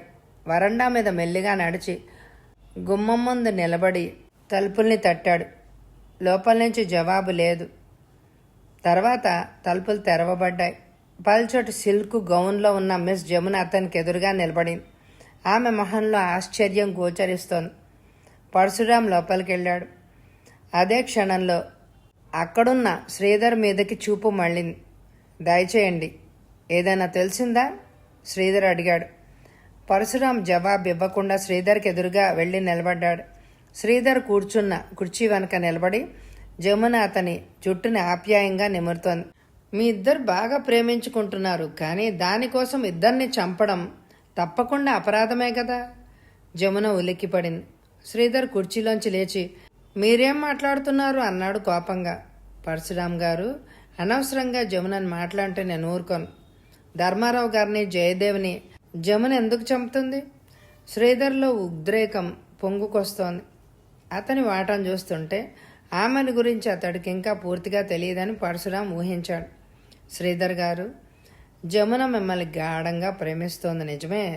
ఎన్నో సంవత్సరాలు బట్టి అనేక మందితో చులకనగా తిరిగిన ఆమె కళ్లకు మీరు కనపడ్డారు. అంతవరకు ప్రేమంటే ఎరగని ఆమె హృదయంలో మీరు ప్రేమ జ్యోతి వెలిగించారు. అనుక్షణం ఈ క్లబ్లో మీకున్న హోదా పోకుండా చూడాలని ఆమె అన్ని విధాలా ప్రయత్నం చేయసాగింది. నా హోదా ఎందుకు పోతుంది? ధర్మారావు గారు బ్రతుకుంటే ఈ క్లబ్ చిదంబరానికి అమ్మేసి ఉండేవారు. కొన్న మరుక్షణంలోనే చిదంబరం మీ ఉద్యోగానికి స్వస్తి చెప్పేవాడు. దాంతో మీ పరిస్థితులు విషమించేవి. మేనేజర్గా మీరు, డాన్సర్గా జమున ఇంతవరకు ఎంతో హాయిగా ఉంటున్నారు. ఆ పరిస్థితులు మారడం జమునకి ఇష్టం లేదు. మీరు చెప్పేదేమి నాకు అర్థం కావడం లేదు. ధర్మారావు గారు మీకు ఇచ్చిన అగ్రిమెంట్ పత్రాన్ని మళ్ళా ఒకసారి చూడండి, అంతా అర్థమైపోతుంది. ధర్మారావు గారు బ్రతికొండగా ఈ క్లబ్ని అమ్మేస్తే మీకు ఉద్యోగం పోవడమే కాక చిల్లి గవ్వ కూడా రాదు. కానీ ఆయన చనిపోయిన తర్వాత ఈ క్లబ్ని అమ్మితే వచ్చిన డబ్బులో 3వ వంతు మీదవుతుంది. అవును, తనతో పనిచేసేవాళ్ళు బాగా ఉండాలని ధర్మారావు గారు నాకు ఆ విధంగా రాసిచ్చారు. అలా రాసివ్వడమే ధర్మారావు గారి జీవితాన్ని నాశనం చేసింది అన్నాడు పరశురాం జమున వైపు సూటిగా చూస్తూ. మీరు పొరబడుతున్నారు. ధర్మారావు గారి గదిలోకి నేను వెళ్ళలేదు. ఆయన్ని హోటల్ ముందు దింపి నేను వెంటనే కాడిలా కారులో క్లబ్కు తిరిగి వచ్చేశాను అంది జమున. మేనేజర్ జయదేవ్ కారు కిటికీలోంచి మీతో మాట్లాడాడుగా? నాతో మాట్లాడలేదు. నేరాన్ని మీరు ఒప్పుకోవడం అవసరమండి. జయదేవ్ మీతో మాట్లాడాడు. అయితే నాతో మాట్లాడాడని అతడెందుకు మీతో చెప్పలేదు? చెప్పడం ఇష్టం లేక. ధర్మారావు గారి మరణం ఒక విధంగా జయదేవికి కూడా ఉపయోగిస్తుంది. ధర్మారావు గారు బ్రతుకుంటే సీ వ్యూ హోటల్ని అమ్మరు.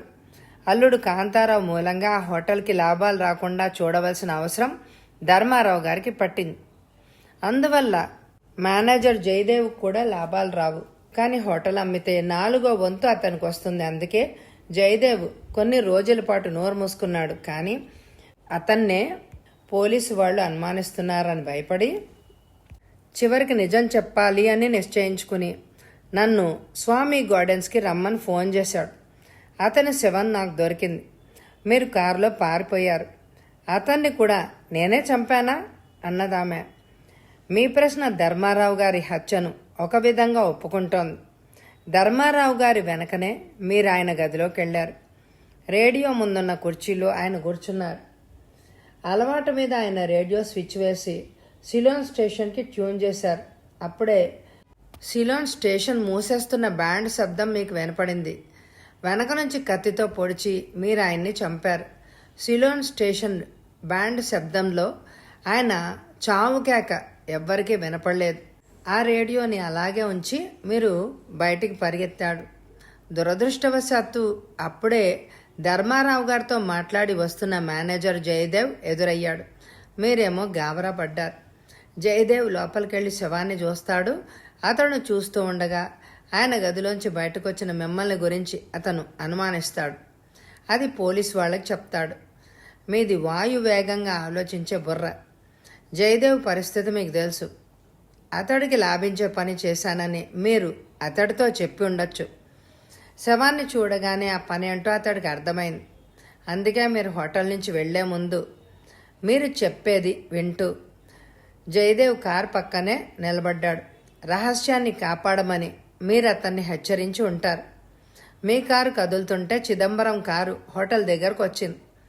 అతడు లోపలికి వెళ్లేసరికి ధర్మారావు గారు చనిపోయి ఉన్నారు. ఇదంతా ఆ చిదంబరమే చేసి ఉంటాడు.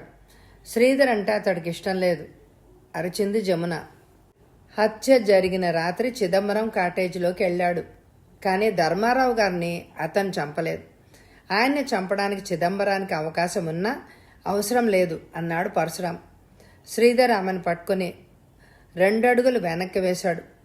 జేబులోంచి పిస్టల్ లాగాడు. కదలకండి, మమ్మల్ని ఇద్దరినీ మీరేమి చేయలేరు అరిచాడతను. పిస్టల్ పరశురాం వైపు గురి పెట్టబడి ఉంది. అతను మౌనంగా నిల్చున్నాడు. వాళ్ళిద్దరూ మెల్లిగా గుమ్మం వైపు జరుగుతున్నారు. దగ్గరగా మూసి ఉన్న తలుపుల్ని జమున తెరిచింది. గాబరాగా శ్రీధర్ని 2 చేతులతోనే పట్టుకుంది. అతడికి తెలియకుండానే శ్రీధర్ చేతిలోని పిస్టల్ నేల మీద పడిపోయింది.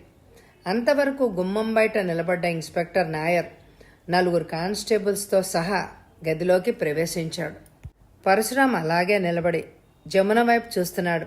ఆమె కళ్ళలో నీళ్లు తిరుగుతున్నాయి. తన కోసం 2 ప్రాణాల్ని తీసుకోవడానికి వెను తీయని జమున వైపు శ్రీధర్ అయోమయంగా చూస్తున్నాడు. నాయర్ దగ్గరగా పరశురాం వెళ్ళాడు. నాయర్ బాయ్, నా పని పూర్తయిపోయింది అన్నాడు పరశురాం. నా పని ప్రారంభిస్తాను బ్రదర్ అన్నాడు నాయర్ నవ్వుతూ. వాళ్ళిద్దరినీ అరెస్టు చేశారు. కథ సమాప్తం.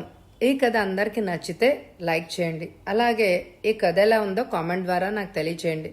ఎండ్ స్క్రీన్లో ఇదివరకు ఉన్న కథలు నవలలు తప్పకుండా వినండి. Thank you very much my dear friends.